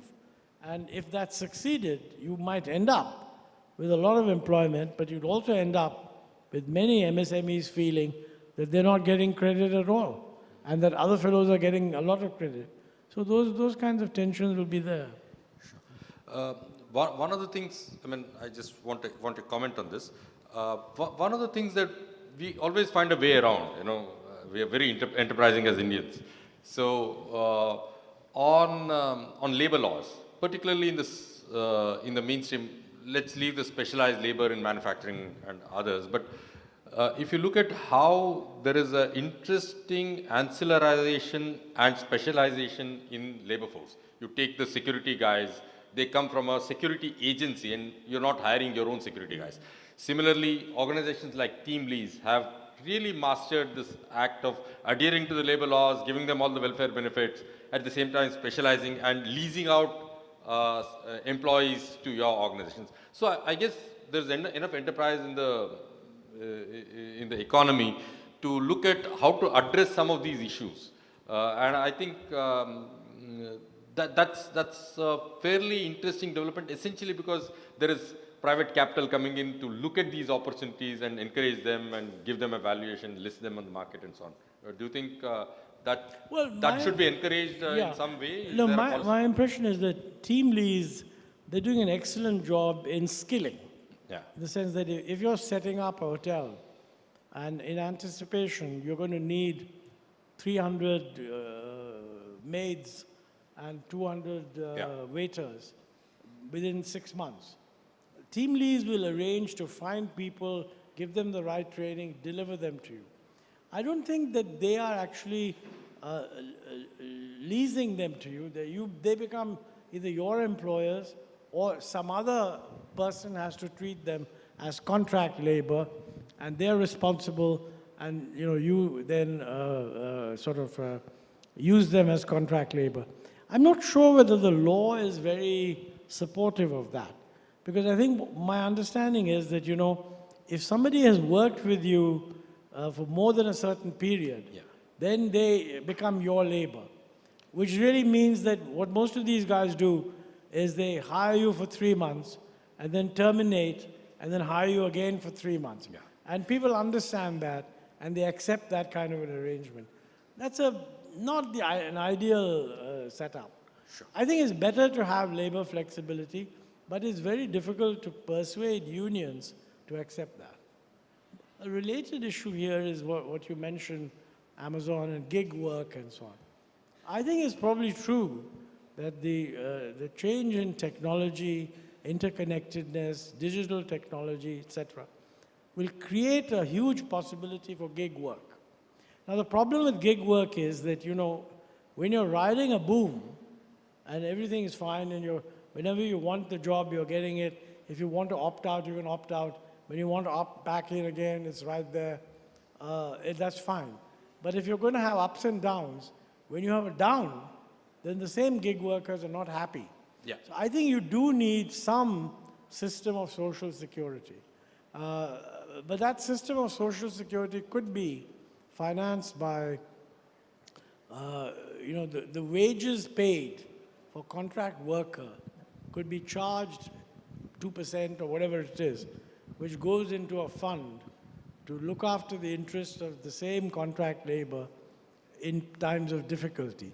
But that's like creating a new social security system. I wouldn't be surprised if the nature of jobs that are created in future will include more gig work than in the past. And I think we need to work this out in advance.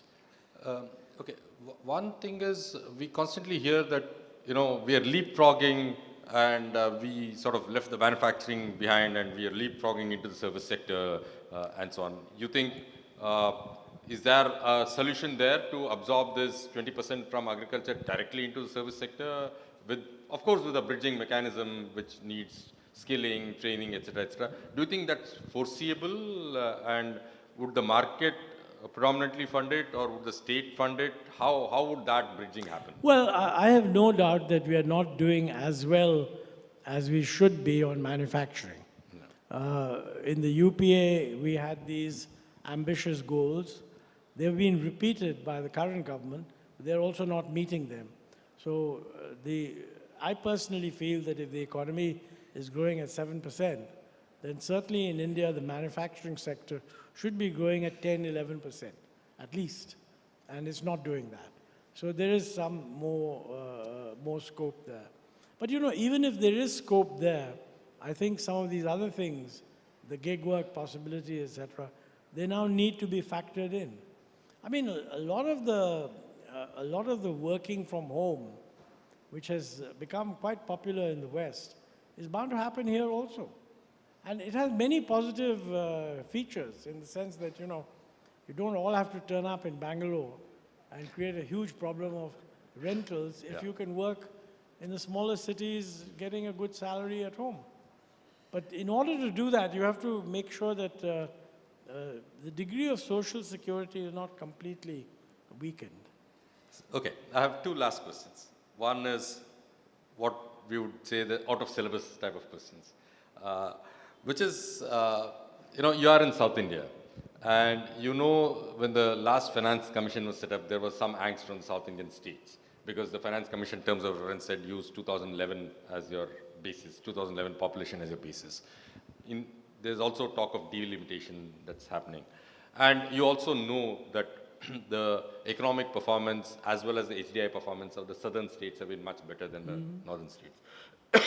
So how do we deal with this as we go along? Is this going to be a conflict?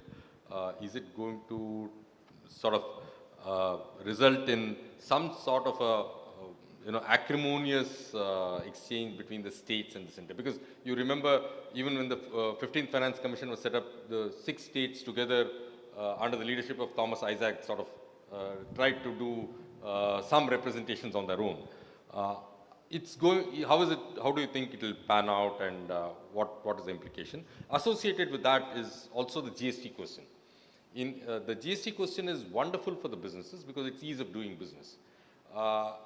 What it takes away from the state government is its ability to flexibly tax on certain things that was there under the old VAT system, and therefore augment their finances. It only leaves liquor, petrol, land registration, some of these in their hands, which of course there are 2 milking cows, liquor and petrol, which is the milk, but otherwise it's very much the hands are tied.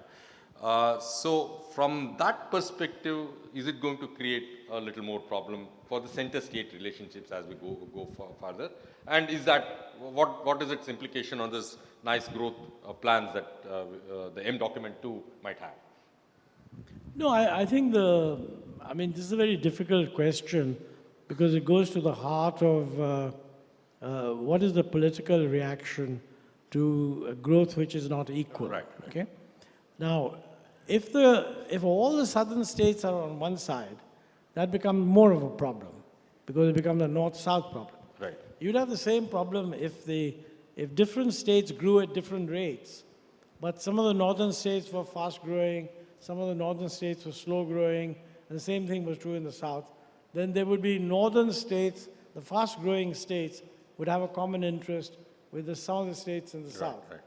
I don't have a good answer to that. I mean, it's great for the south that they're all doing well. They should just hope that the north does better. At least there should be enough people in the north. Once it's clear that the problem is not north and south, the problem is which is a well-managed state.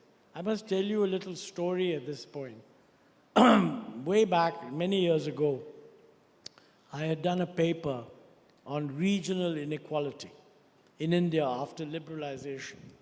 And I made the point, the paper demonstrated that, after liberalization, regional inequality across the states increased, but then it seemed to have stabilized.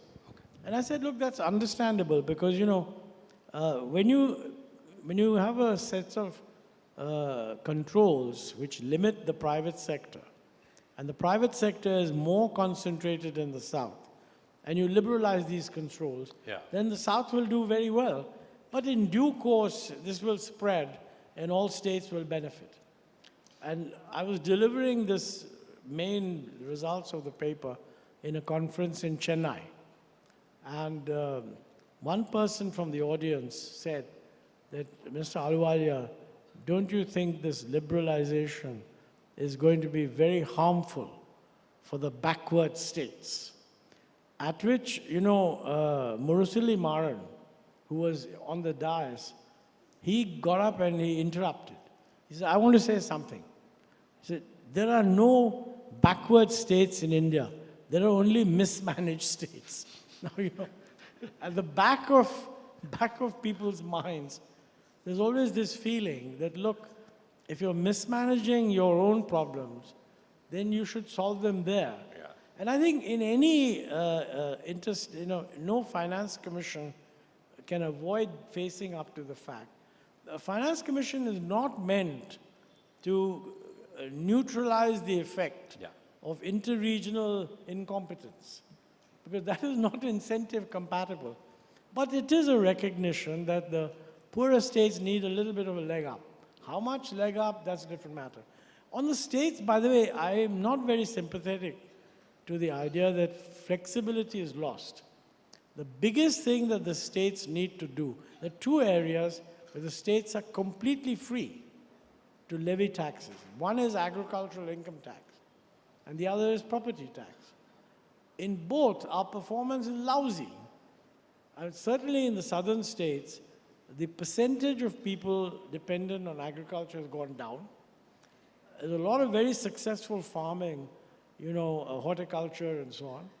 So if they were to introduce a land tax that would somehow make sure that the richer farmers were paid, that would give them some source of revenue.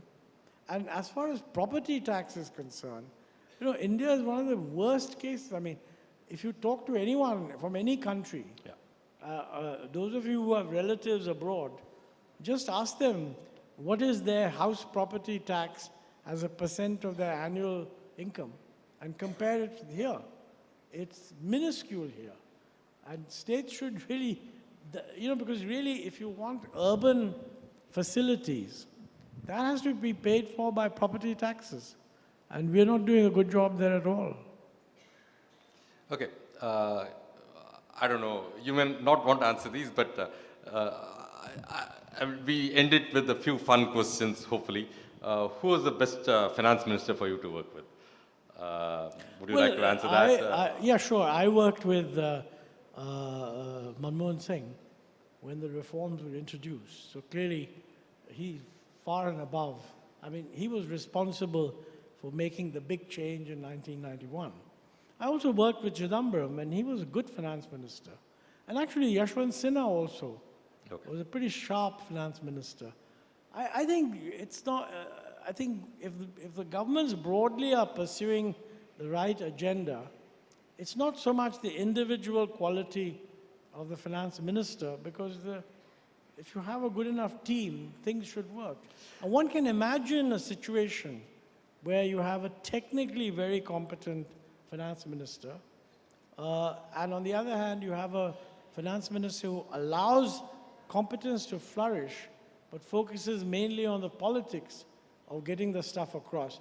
Very often the second might be more important, particularly as you move into the future, because many things that we have to do, like carbon taxation, it's not the technical stuff, it's selling it politically that makes a difference. Okay, the last one. I mentioned this to you also yesterday. You've always been on the side of the government, on the monetary, on the fiscal side. You've never been on the other side, which is the monetary side, which is the Reserve Bank of India. And we've heard and seen large differences between Dr. Reddy and Chidambaram, Subbarao and Chidambaram, and so on, right? And these were not personal animosities, but these were issues of the state wanting to grow faster and the Reserve Bank wanting to say that, look, from the monetary perspective, we are not going to reduce the interest rates, economy will go out of control and so on. Where were you? I was clearly... in the economic argument part of it. I fully supported, the governor that I had to work with for the longest period was C. Rangarajan. Right. And I'm very happy and proud actually to say that we had an excellent relationship. There was no antipathy, and I was the finance secretary who signed the fiscal agreement, which said that automatic borrowing... FRBM Act. Not FRBM. Oh, okay. The automatic monetization of the deficit. Right. The prior step. Automatic monetization route, yeah. Rangarajan had proposed that. I strongly supported him. We had no difficulty. Now, let me say, part of the problem here is a somewhat wrong characterization of monetary objectives. The people who say that monetary policy must be single-mindedly targeted on inflation control. That is not actually correct, because you have fiscal and monetary, and the two must be single-mindedly targeted to get a reasonable inflation and a reasonable income objective. These things cannot be done independently. You cannot have the Reserve Bank sort of saying, I'm going to do this because inflation has to be brought under control. If the center is under a bit of a compulsion, temporarily or otherwise, to run a bigger deficit, you need to discuss how this problem can be managed. So, okay, I'm tempted to ask a supplement. So do you think the Monetary Policy Committee, which has a target of maintaining inflation between 2% and 6%, is a good idea, or do you think it was a bad idea? No, I think it's a good idea because remember, the 2% target is what gives that flexibility. Right. I mean, elsewhere, they don't have this plus 2%.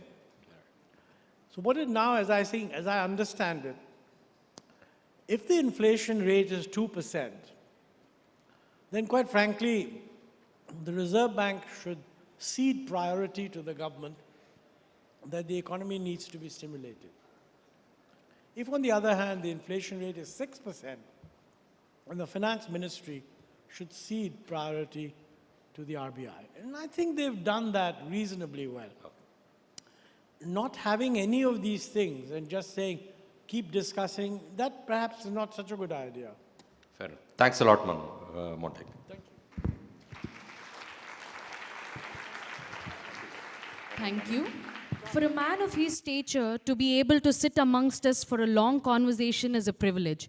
On behalf of the Tallur Family Trust and Aharshini Publication, I would like to thank Mr. Montek Singh Ahluwalia and extend our gratitude and warm regards. Also, would like to thank Professor M.S. Sriram for building the fruitful conversation. We are honored to have you all here today. With our brains tingling with a zillion thoughts, moving into the last segment of today's event, the book signing. We'll be starting this in next 5 minutes. I would request all the interested bibliophiles to queue in for the book signing. Please step to the right side of the stage. Mr. Montek Singh will soon be signing your books. The books are also available for purchase at the entrance at the stall set up by Aharshini Publication. Anyone interested in clicking pictures with Mr. Montek Singh can also join the same line. Our volunteers will help you click the photographs.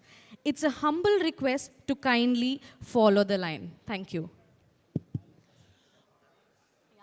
ಅರ್ಥಪೂರ್ಣ ಸಂವಾದವನ್ನು ನೆರವೇರಿಸಿಕೊಟ್ಟ professor Shriram ಅವರಿಗೆ ಧನ್ಯವಾದಗಳು.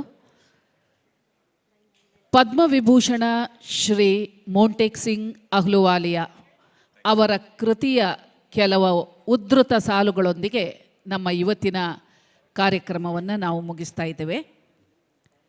ಈ ಪುಸ್ತಕದ ಉಪಸಂಹಾರ ಭಾಗದಲ್ಲಿ ನಾನು ನಮ್ಮ ಮುಂದಿರುವ ಸವಾಲುಗಳು ಮತ್ತು ನಮ್ಮ ಬೆಳವಣಿಗೆಯ ದರವನ್ನು ಮತ್ತೆ ವೇಗದ ಹಳಿಗೇರಿಸಲು ಅಗತ್ಯವಿರುವ ಹೆಜ್ಜೆಗಳ ಬಗ್ಗೆ ಹೇಳಿದ್ದೇನೆ.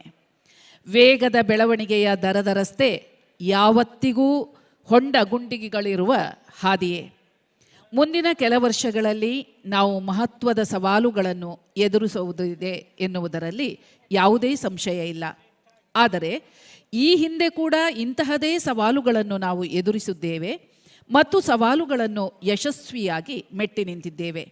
ಈ ಪ್ರಯಾಣದಿಂದ ನಾವು ನಮ್ಮ ಮುಂದಿನ ಹಾದಿಗೆ ಸ್ಫೂರ್ತಿ ಪಡೆಯಬಹುದೆಂಬುದು ನನ್ನ ನಂಬಿಕೆ. ಹಿಂದೊಮ್ಮೆ ಸಾಧಿಸದ್ದನ್ನು ಮತ್ತೊಮ್ಮೆ ಸಾಧಿಸದೇ ಇರಲು ಯಾವುದೇ ಕಾರಣಗಳಿಲ್ಲ. ದೇಶದ ಎಳೆಯರಿಗೆ ಇದು ನಾವು ಕೊಡಬಹುದಾದ ಕನಿಷ್ಠತಮ ಕೊಡುಗೆ. Doctor Montek Singh Ahluwalia, backstage ಕೃತಿಯ ಸಾಲುಗಳು. ಸ್ನೇಹಿತರೆ, ಈ ಕಾರ್ಯಕ್ರಮಕ್ಕೆ ಆಗಮಿಸಿ ಕಾರ್ಯಕ್ರಮವನ್ನು ಯಶಸ್ವಿಗೊಳಿಸಿ ಅರ್ಥಪೂರ್ಣಗೊಳಿಸಿದ ನಿಮ್ಮೆಲ್ಲರಿಗೂ ಸಂಘಟನೆಯ ವತಿಯಿಂದ ಹೃತ್ಪೂರ್ವಕ ಕೃತಜ್ಞತೆಗಳು. ಇದೀಗ ಶ್ರೀ ಮೋಂಟೆಕ್ ಸಿಂಗ್ ಅಹ್ಲುವಾಲಿಯಾ ಅವರ ಹಸ್ತಾಕ್ಷರವನ್ನು ಪಡೆಯಲಿಕ್ಕೆ ಇಚ್ಛಿಸುವವರು ದಯಮಾಡಿ ಸರತಿ ಸಾಲಿನಲ್ಲಿ ಬರಬೇಕು. ಅವರೊಂದಿಗೆ ಭಾವಚಿತ್ರವನ್ನು ಪಡೆಯಲಿಕ್ಕೆ ಆಸಕ್ತರಿರುವವರು ದಯಮಾಡಿ ಅಲ್ಲಿ ಸ್ವಯಂ ಸೇವಕರಿದ್ದಾರೆ, ಅವರ ಬಳಿಯಲ್ಲಿ ನಿಮ್ಮ ಫೋನ್ ಕೊಡ್ಬೋದು. ಅದರ ಮೂಲಕ ಅವರ ಭಾವಚಿತ್ರವನ್ನು ಅವರು ತೆಗೆದುಕೊಡ್ತಾರೆ. ಈ ಸಂದರ್ಭದಲ್ಲಿ ಹಲವು ಹಿರಿಕಿರಿಯ ಜೀವಗಳನ್ನು ನಾವು ಕೃತಜ್ಞತಾಪೂರ್ವಕವಾಗಿ ನೆನೆಯಲೇಬೇಕಿದೆ. 82ರ ಇಳಿವಯಸ್ಸಿನಲ್ಲೂ ದೂರದ ದೆಹಲಿಯಿಂದ ಕಡಲೂರಿನ ಇಲ್ಲಿಯ ತನಕ ಪಯಣ ಬೆಳೆಸಿ ತಮ್ಮ ತಿಳಿವಿನ ಬೆಳಕನ್ನು ನಮ್ಮೊಂದಿಗೆ ಹಂಚಿದ್ದಾರೆ ಹಿರಿಯರಾದ ಶ್ರೀ ಮೋಂಟೆಕ್ ಸಿಂಗ್ ಅಹ್ಲುವಾಲಿಯಾ. ಅರ್ಥಪೂರ್ಣವಾದ ಸಂವಾದ ಹಾಗೂ ಪುಸ್ತಕ ಪರಿಚಯವನ್ನು ಮಾಡಿದ ಸ್ನೇಹಪರ ಜೀವಿ ಪ್ರೊಫೆಸರ್ ಎಂ.ಎಸ್. ಶ್ರೀರಾಮ್. ಸುದ್ದಿ ಮನೆಗಳ ಮಾಧ್ಯಮ ಮಿತ್ರರು, ಉಡುಪಿ ಹಾಗೂ ದಕ್ಷಿಣ ಕನ್ನಡ ಜಿಲ್ಲೆಯ ಹಲವು ಸಂಸ್ಥೆಗಳಿಂದ ಬಂದ ವಿದ್ಯಾರ್ಥಿ ಮಿತ್ರರು ಹಾಗೂ ಸಂಸ್ಥಾ ಮುಖ್ಯಸ್ಥರು, ಈ ನೆಲದ ಜನಬದುಕಿನ ಬಗ್ಗೆ ಅಪಾರ ಕಾಳಜಿ ಇರುವ ಈ ಊರಿನ ಹಾಗೂ ಸುತ್ತಮುತ್ತಲಿನ ಊರುಗಳಿಂದ ಬಂದ ಎಲ್ಲ ಸಹೃದಯ ಮಿತ್ರವೃಂದದವರು, ಶುಚಿರುಚಿಯ ಉಪಹಾರವನ್ನು ಹಾಗೂ ಕಾರ್ಯಕ್ರಮಕ್ಕೆ ಸ್ಥಳದಾನವನ್ನು ಮಾಡಿದ ಟೌನ್ ಹಾಲ್ ಉಡುಪಿಯ ವ್ಯವಸ್ಥಾಪಕರು ಹಾಗೂ ಎಲ್ಲ ಸಿಬ್ಬಂದಿ ವರ್ಗದವರು, ಇಂಥ ಅರ್ಥಪೂರ್ಣ ಕಾರ್ಯಕ್ರಮವನ್ನು ಆಯೋಜಿಸುವಲ್ಲಿ ಸಹಕರಿಸಿದ ಕರಾವಳಿ ಕಟ್ಟು ಬಳಗದ ಸರ್ವ ಸದಸ್ಯರು, ತಲ್ಲೂರು ಫ್ಯಾಮಿಲಿ ಟ್ರಸ್ಟ್ನ ಎಲ್ಲ ಸದಸ್ಯರು, ಈ ಕಾರ್ಯಕ್ರಮದ ಅರ್ಥಪೂರ್ಣತೆಗೆ ಸಹಕರಿಸಿದ ಪ್ರತ್ಯಕ್ಷವಾಗಿ ಹಾಗೂ ಪರೋಕ್ಷವಾಗಿ ಸಹಕರಿಸಿದ ಎಲ್ಲ ಸಹೃದಯ ಜೀವಗಳಿಗೆ ಮತ್ತೊಮ್ಮೆ ಮಗದೊಮ್ಮೆ ಕೃತಜ್ಞತೆಗಳನ್ನು ಸಲ್ಲಿಸ್ತಾ ಇದ್ದೇವೆ. ನಮಸ್ಕಾರ. ಮತ್ತೆ ಬರುತ್ತೇವೆ.